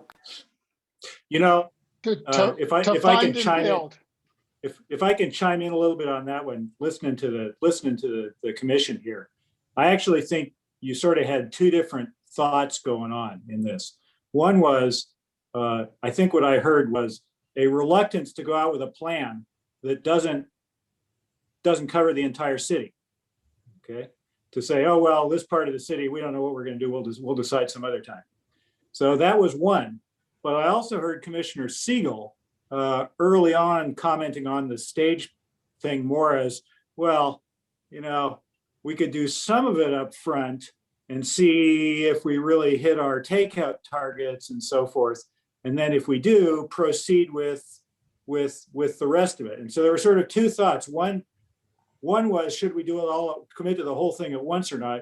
And two was, should we go out with a plan that doesn't cover all of the city? And I think those are two slightly different things, right? I mean, one was more along the lines of, are there some test marketing we can do? And the other was, well, what do we do about, all the rest of the town that's going to be the hardest to get to? And I don't think those were the same. And so I think it looks to me like you guys are trying to sort of encapsulate some of both of that. So let me just make it clear what I meant, because that's a fair point that we should clarify. So one, the not covering everyone for all the reasons we've talked about, I don't feel good about. And then two, my only point was that as you roll it out, to look at the early take up as funding for the later, which I only saw when it was the long-term proposition, but I don't see why that can't also be incorporated into a faster rollout and uptake model. Does that clarify that?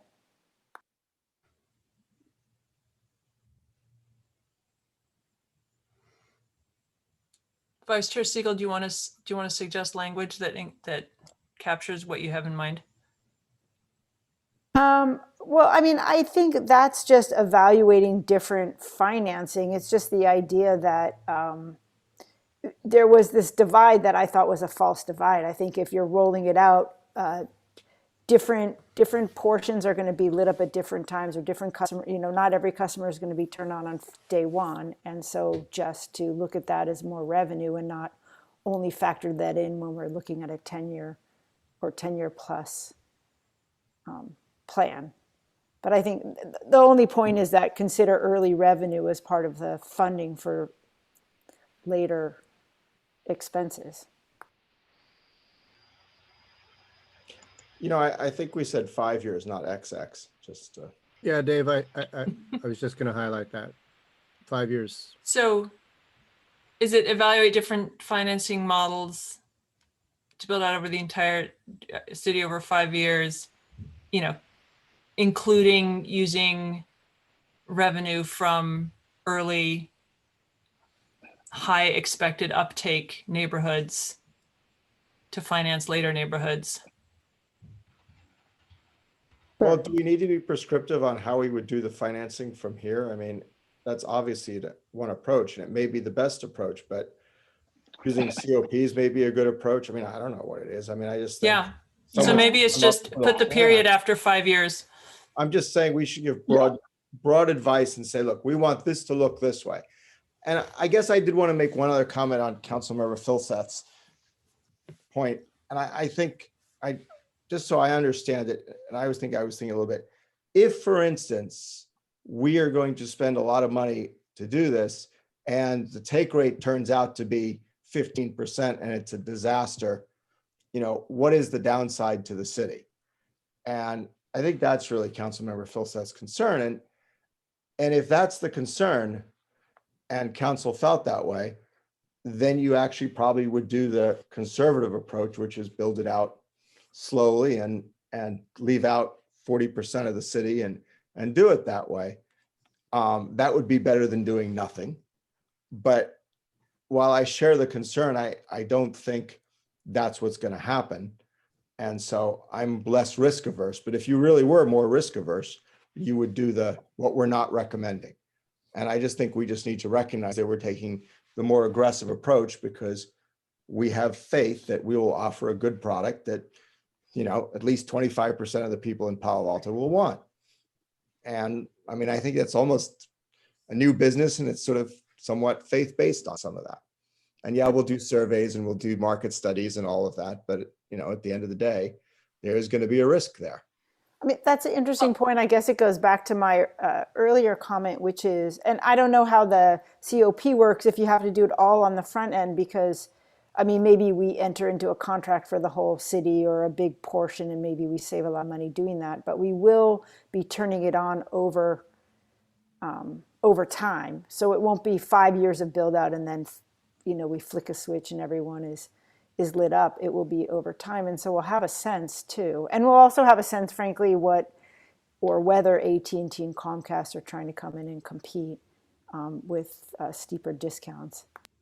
Yep. Commissioners, if I could just point out one thing on number 5, it's going to take more than 5 years to build the whole plant out. John, don't we have it out at 7 or 8 years? Well, we had it between 5 and 7 total build out, but the majority of the build out we would expect over sort of that 5-year period. The majority of it, yeah. But the good plan, Dean, I totally agree with you, but the good plan is to say 5 and then it takes 7. Because if we say 7, it'll take 10. All right. There's a guy who worked in government. Well, and there's always the hope that we can change some of the permitting and move it all along as well, right? Wasn't that built into the model? Is a shorter workday? Right.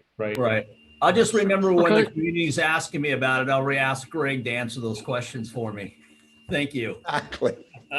Okay, so now I'm gonna have some more wordsmithing. I would propose to move 5 to underneath number 1, so it would be the new number 2.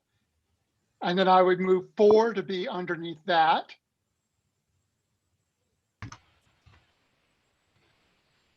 Okay, and move forward to that. Yes, move that to there. And then delete number 7, whatever it is down there. That's whatever that is. Okay, scroll up there. I'm finished wordsmithing. I formulated it slightly differently. It would be, whether 1 and 2 could be changed, but complete Magellan phase 2 and 4 in tandem, build out fiber backbone in a manner designed to support citywide fiber to the home, proceed towards city ISP to offer fiber to the home service, and subpoints to that would be evaluate financing alternatives, conduct community engagement and customer survey, complete risk analysis. May I ask a question of John Hunker and the team at Magellan? If we combine phases 2 and 4, when do you anticipate completion? So we would be looking at the backbone piece of it.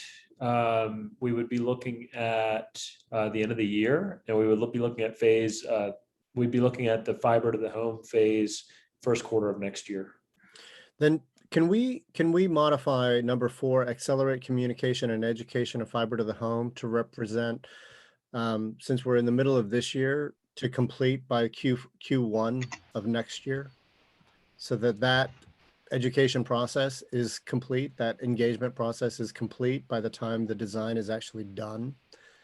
The assumption being then that this survey would happen perhaps Q1 of 2022, so that it all comes in, all information is available at the end of Q1 2022 for let's go and do it. What? I'm sorry. I heard Commissioner Danaher say something, and did that get addressed? I was thinking it seems to me no brainer. We do the fiber backbone expansion and do it in a way that would support fiber to the home. Okay, all right, okay. Is that not captured here or? No, maybe it's captured well enough. Okay, that's what I was, so wanted to make sure your concern was being addressed. Yes, I think you're mixing that up maybe with the optimized business operations, but that's okay.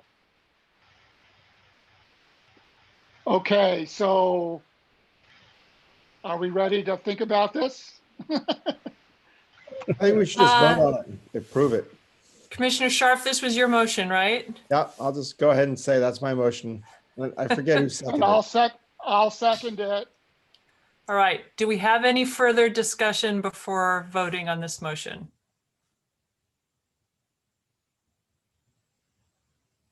All right. I think in that case, I'm ready to Wait, do. no, wait. I'm Please go sorry. ahead, I'm Vice just Chair. reading 4. So 4 is we're going to make sure the education communication is done by Q1 2022, and the survey will be done by the same time. Is that what our goal is, or did we want? I mean, It's a great question, Vice Chair. The way in my head I was thinking, having all of the information, the design, the engineering, the funding, the education, the survey results, all available by March 31, 2022. So in April of 2022, it's all there. We know exactly what we're going to do, exactly how long it's going to take, exactly how much it's going to take, and how we're going to get it. no, I love that idea. I was just sort of, Okay.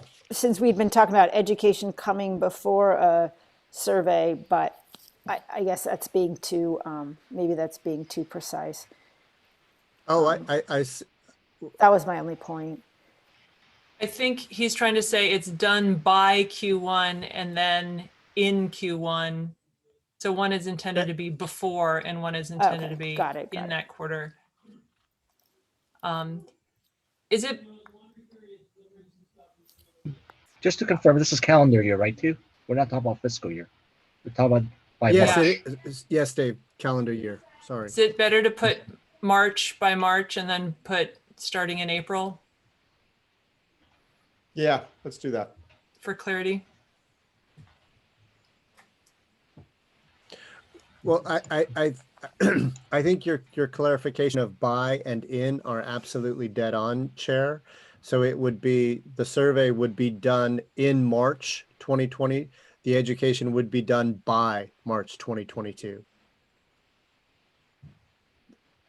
The idea being that we are 100% complete with all of our documentation, all our planning, all our funding, everything by March 31, 2022. And in April, City Council is saying, okay, this is the plan. This is what we're doing. So in April, are we releasing the survey? No, or so you he said, no. So Commissioner Smith is saying change in April to in March. That's yes, what he's I saying. am. Yes, I am. So Dave, to answer your question, in order to make the survey, to get it out to people, I would probably say it would probably be the end of January and give them a 60-day notification period, something like that. It would be end of January. So the whole month of February, whole month of March. I'm feeling like this is getting a little micromanaging. Yeah, I think so too. Yeah, so let me try this again. I'm trying to make it between what our high level objectives are and then what we want to do in between. And it's very much just a little mix of what you have. Number one. Should I write that? Yeah, this is a recommendation. 1, build out fiber backbone in a manner designed to support citywide FTTH. 2, proceed towards city ISP to offer FTTH service. 3, by March 31, complete Magellan phases 2 and 4. Complete detailed city ISP model, including mix of in-source and outsource. Conduct community engagement and customer survey. Complete risk analysis. Determine best financing mode. Commissioner Danner, can you share your screen instead and show us if you have it typed up? Okay, let me try that. Then I can take a screenshot of that. Let me get back here. Where's my share screen button here? Should be on the bottom next Oh, here to it is. polls Here and it is. participants. Here it is. Oh, I cannot start screen share while the other participant is sharing. Okay, let me stop mine. Let's see that share screen here. Well, let's go back to my, hang on here. How do I stop mine? There we go. Is this sharing now? No. All right, try it again.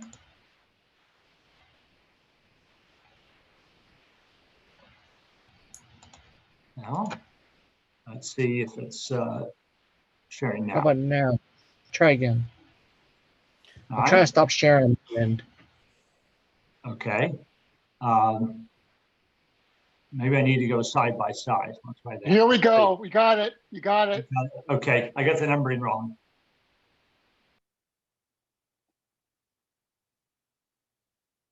It's all your ideas. I'm just trying to put down between the objectives and the and how to get there.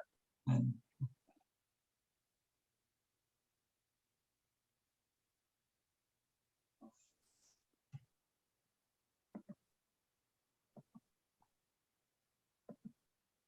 I think the only Right, thing so you is just check.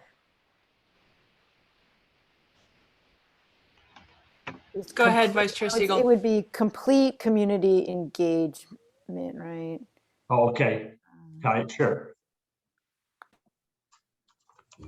And I would prefer that we not drop education and then proceed towards city ISP to offer fiber to the home service, I think is less strong than the previous wording. Okay. All right. Establish city ISP to offer fiber to the home service. That More direct, yes. all right. Okay.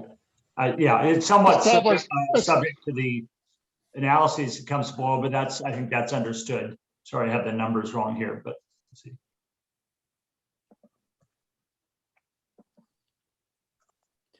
Can we say establish city as ISP to offer a TDH service? Is that too? Oh, city operated ISP? Yes, sure. Great. Love it.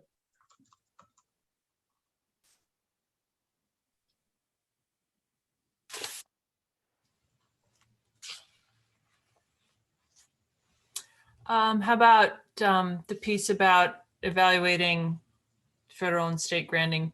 I'll just add here, including availability of grants. Oopsie. I think it's not only complete Magellan phases 2 and 4, it's combine them, because that's a deviation from the existing plan. And then finally, back to complete community education, engagement, and customer survey. I think we also need to accelerate it. I think that was a word that was dropped, and Well, it's by March 31st. It's all happening. Yeah, but I 27,000 people, 27,000 homes. It's okay. So what wording do you want? Accelerate and complete community education, engagement, and customer survey. Why don't we make that point number 3 and then have point number 4 is the by March 31. Oh, there we complete. We could do that. Absolutely. Like this, and then move this one up here. Right.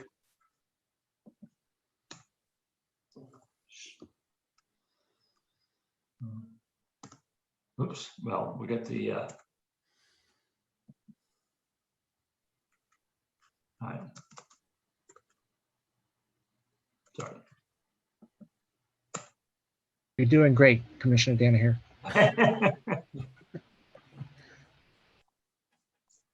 So now you can delete the accelerating. I'm sorry, I thought I had deleted it. Yep, sorry, got it.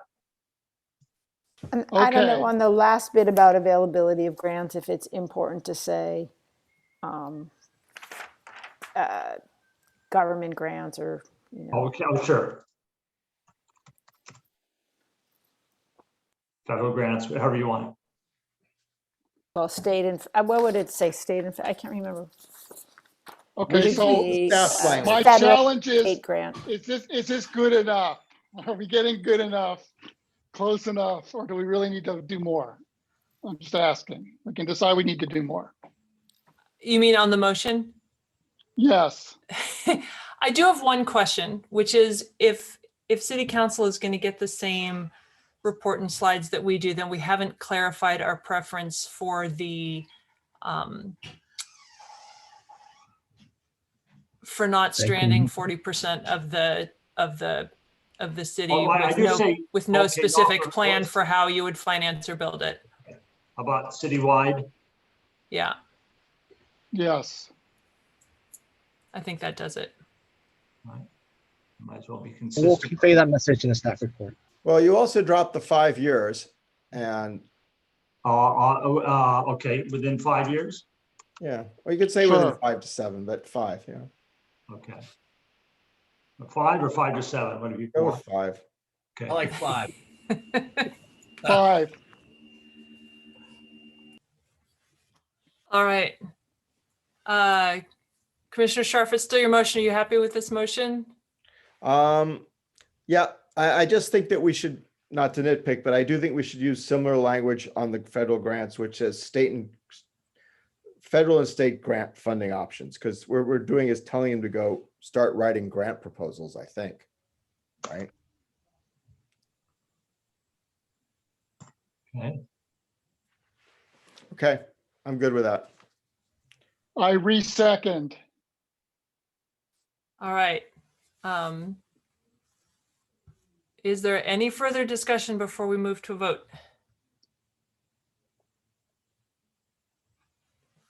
All right, then I'll start the roll call. Vice Chair Siegel, Yes. Commissioner Johnston, Yes. Commissioner Scharf, Yes. Commissioner Smith, Sorry, yes. Commissioner Danaher, Yes. Commissioner Jackson, Yes. and I vote in support as well. I don't know, do we just need to add, include mix of in-source and outsource what? You know, Outsourced functions, yeah. is that all right with people? Yep, that's fine. Yes.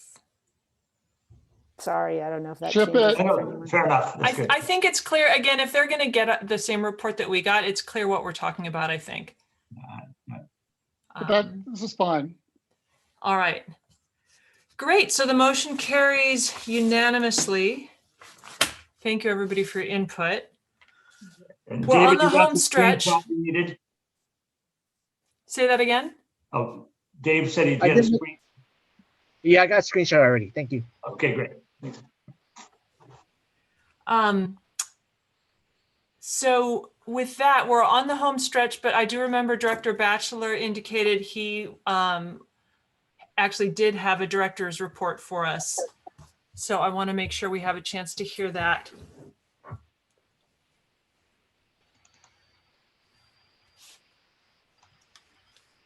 Thank you, Chair Purcell. So I'll kind of just speed through this, and we'll talk a little bit more about it at our normal May period time. But as everybody's aware, unfortunately, we had some recent experience, 3 large outages in rapid succession, and it required immediate attention from the utilities. And I'm just going to skip down to really what we found so far on the cause. So as you well know, on March 27th, a power outage occurred, impacting about 7,000 customers for about 2 hours. This is where I talked a little bit about that. We actually lost the substation at Park Street. This outage was due to a failure preventive maintenance project at the substation, which resulted in inadequate level of coordination and communications between staff and our contractor that was out there. So we are still investigating at this period of time what really truly happened and what our procedures were not followed, what the communication level issues were. And I'll have, like I said, I'll have more of an update on our May 12th meeting. Also, too, is that I know a lot of you've heard that there was communication gaps getting out to the public. We are looking into that as well. One of the things that happened was our outage map did not come on and start populating until probably about maybe an hour and 15, hour and a half into this outage. So more and more customers were calling. We've been able to work on what the problem was with that. We think that we've been testing it off and on for the last couple of weeks. It seems to be up and running. There's still some limitations. We're doing an evaluation of the outage management system that we have in place. We are probably going to put together a new RFP to actually purchase a new outage management system. That outage management system's been in there for about 15 years. It doesn't do any outbound calling. All it does is basically takes calls in, and then it actually then populates the outage map from that period of time. So we're working with a vendor right now of looking at that. We also still have an investigation that's going on as we speak around looking at our procedures, what wasn't followed, what the lack of our procedures really truly are, and where those breakdowns happened. There were also two smaller outages, one on the 13th that was an underground transformer that caused 570 customers to be offline for about 4 hours. At the 4-hour mark, 545 customers, approximately around there, were able to be turned back on. And there were still 25 customers that were still out for an additional 3 hours during that outage. And then we also had one on the 4th. No, I apologize. The one on the 4th was the transformer. The one on the 13th was actually a switch. So there's a tie switch between all our substations that we tie them together so that when we do lose load, we're able to move shift loads to other substations. There was a cable and elbow failure on that tie switch. And unfortunately, 2,000 customers lost power. And it was actually at the Park Street sub. So 7,000 customers on the first outage in the Park area substation, and then an additional 2,000 customers were out for a pretty long period of time. So it's a top priority for us. The crews are working out there on a daily to maintain the improvements to the system. But we are looking at our internal processes at this period of time. So I will be able to give a little more of an update and a little bit more of the analysis on the causes of that at the next meeting. The last thing that I wanted to talk about was, I'm sorry, were there any questions? I do have a question, Director Batchelor. I mean, well, it's a comment. People in the community are really concerned about the repeated outages. And people are, I hear there was a crowd of people at the Home Depot looking at backup generators, and people are losing confidence in the idea of further electrification if we can't keep the lights on. So I think it's important that we put this on the agenda for a fairly significant discussion, so that we can reassure the community that we know what's going on.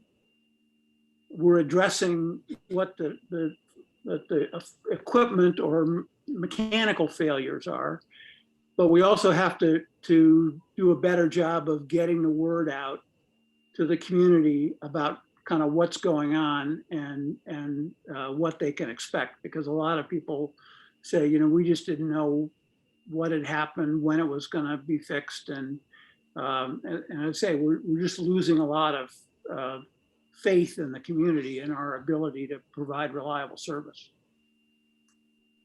I agree. I think that it's a little bit deeper of a conversation. Just because of the timing, I would have went into this a little bit more about some of the things that we're doing. One of the areas that, we've talked a little bit about resource shortage in the operations system operators group. We only have, at the time, we only had 2 operators. There was an operator that was just coming out of training. And unfortunately, it was his first outage was on that 27th.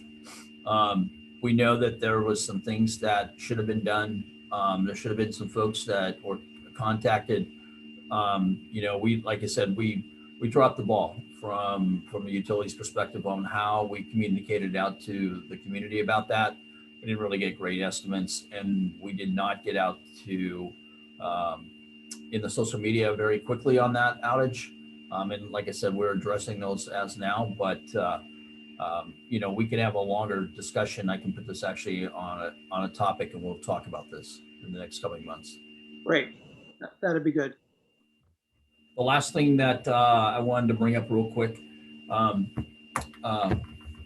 Commissioner Jackson and I have had some conversations about when we do our rolling calendar about how staff goes about to recommend if it's a discussion or if it's an action item or if it's just an informational report. And unfortunately, the commission cannot make the change during the meeting to change something from having maybe a discussion on something that they may would like to make the recommendation and move towards council on. So I had spoke to Commissioner Jackson that Chair Fasell and Vice Chair Siegel, we actually look at the agendas ahead of time, about 2 weeks before they actually go out, so that if we can make any changes of what's going on. And one of the commitments that I made to Commissioner Jackson is that when we talk about the rolling calendar from now on, we pretty much know what the next month is going to be and what those topics or what those reports are going to be. And then we can maybe talk about what staff feels that is going to be informational, what's going to be a discussion. And then maybe at that period of time, we can make a determination that we could change whatever that is. We'll have a little bit of time that we can change the report to maybe we thought it was going to be a discussion and maybe there's some action that the the commission would like to take. We can, change the report at that period of time because it hasn't been published out to the public or to any of you at that period of time. But we could have a quick conversation.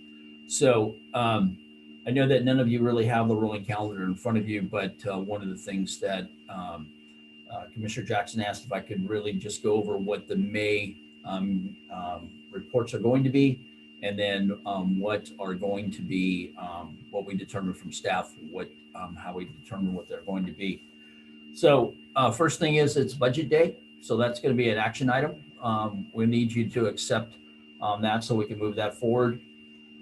There's an EV update and the bucket 1 Rex. Those are both informational. And my CPU matrix that we were planning on coming to you and talk is actually going to move out to June. But we are going to replace that with the hydro rate adjuster update. And we're going to have a discussion on that item. And then the last thing is urban water management plan, which we'll need to take to the council. So that will be an action item. So we have 2 action items, 2 infos, and 1 discussion for upcoming on the May 12th meeting. So if I know, like I said, unfortunately, you don't have the rolling calendar in front of you, but if you would like to email myself once I have a conversation with the vice chair and chair, if there's something you would like to change, then at least I can give the feedback and we can discuss it at the pre-meeting.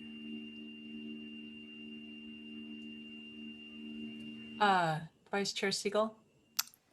Thanks.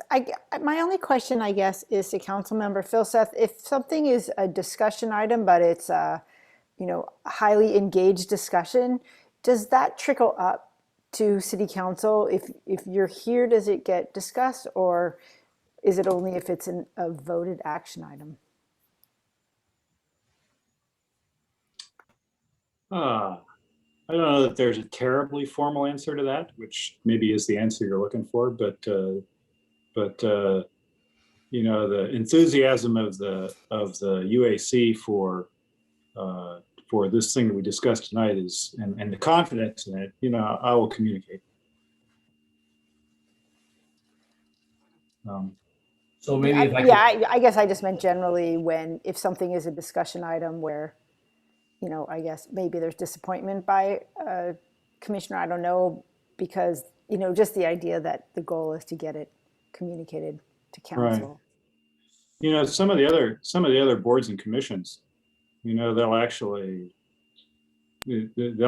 ask staff to put something in the staff report that discusses it, like, they'll say, can you please mention that, this is a 4-3 vote and the minority view was this and the majority view was that.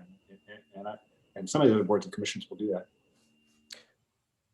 Well, I think I've said this before. I think it's much more effective if you take votes and make clear recommendations to council. And yeah. I think everything should be an action item personally. I just haven't pushed it. But I think if we really want to be effective with council, and having been on council, I think it's a lot more effective to have the UAC say, this is our formal position. We took a vote on it. Everyone agreed, or we were split on this. It was, 4-3. I think that makes a big difference.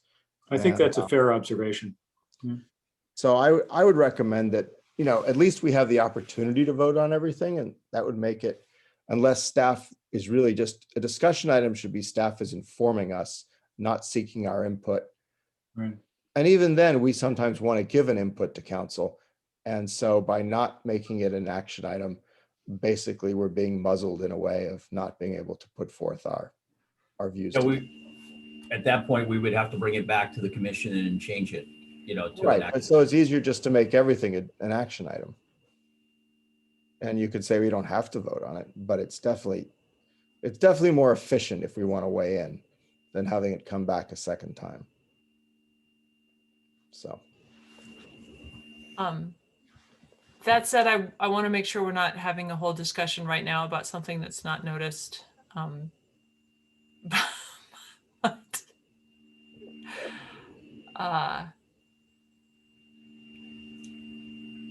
Yeah, I'm not quite sure what to say. I think why don't we start with people chiming in on items that they want to make sure are action items, and then we'll see if that gets us where we need to be or if we need to revisit. Commissioner Jackson. I just wanted to thank Director Batchelor for that summary and for outlining the topics for the next meeting. It sounded to me like there was that the current indication of action versus discussion of those items seems completely appropriate, and I have no suggestions for changing those. Thank you. All right, was that it, Director Batchelor, for your? That is it, thank you. Okay.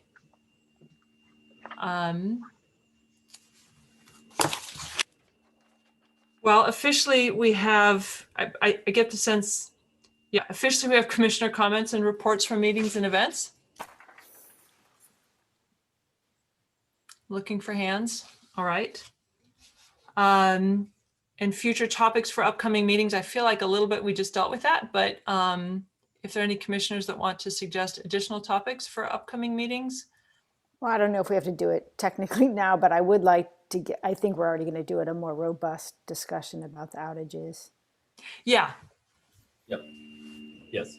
Yeah, I think we all heard Commissioner Johnson on that one. All right. I think that concludes the business we intended to conduct tonight. Do we have a motion to adjourn? I so move. I second. All right. And we usually don't do this one with a roll call. Everybody in favor, let me know. Good night. Thank Excellent. you, Magellan, if you're still there. Yeah, exactly. Thank you, everybody, for bearing with us for a record 4 hours for one topic UAC meeting. But it feels like we got a lot done. So appreciate everybody hanging in there. Thank you, commissioners. Good night, and we everyone. appreciate the time. Historic. All right, Historic. take care. Thanks, guys. Bye. Thank you.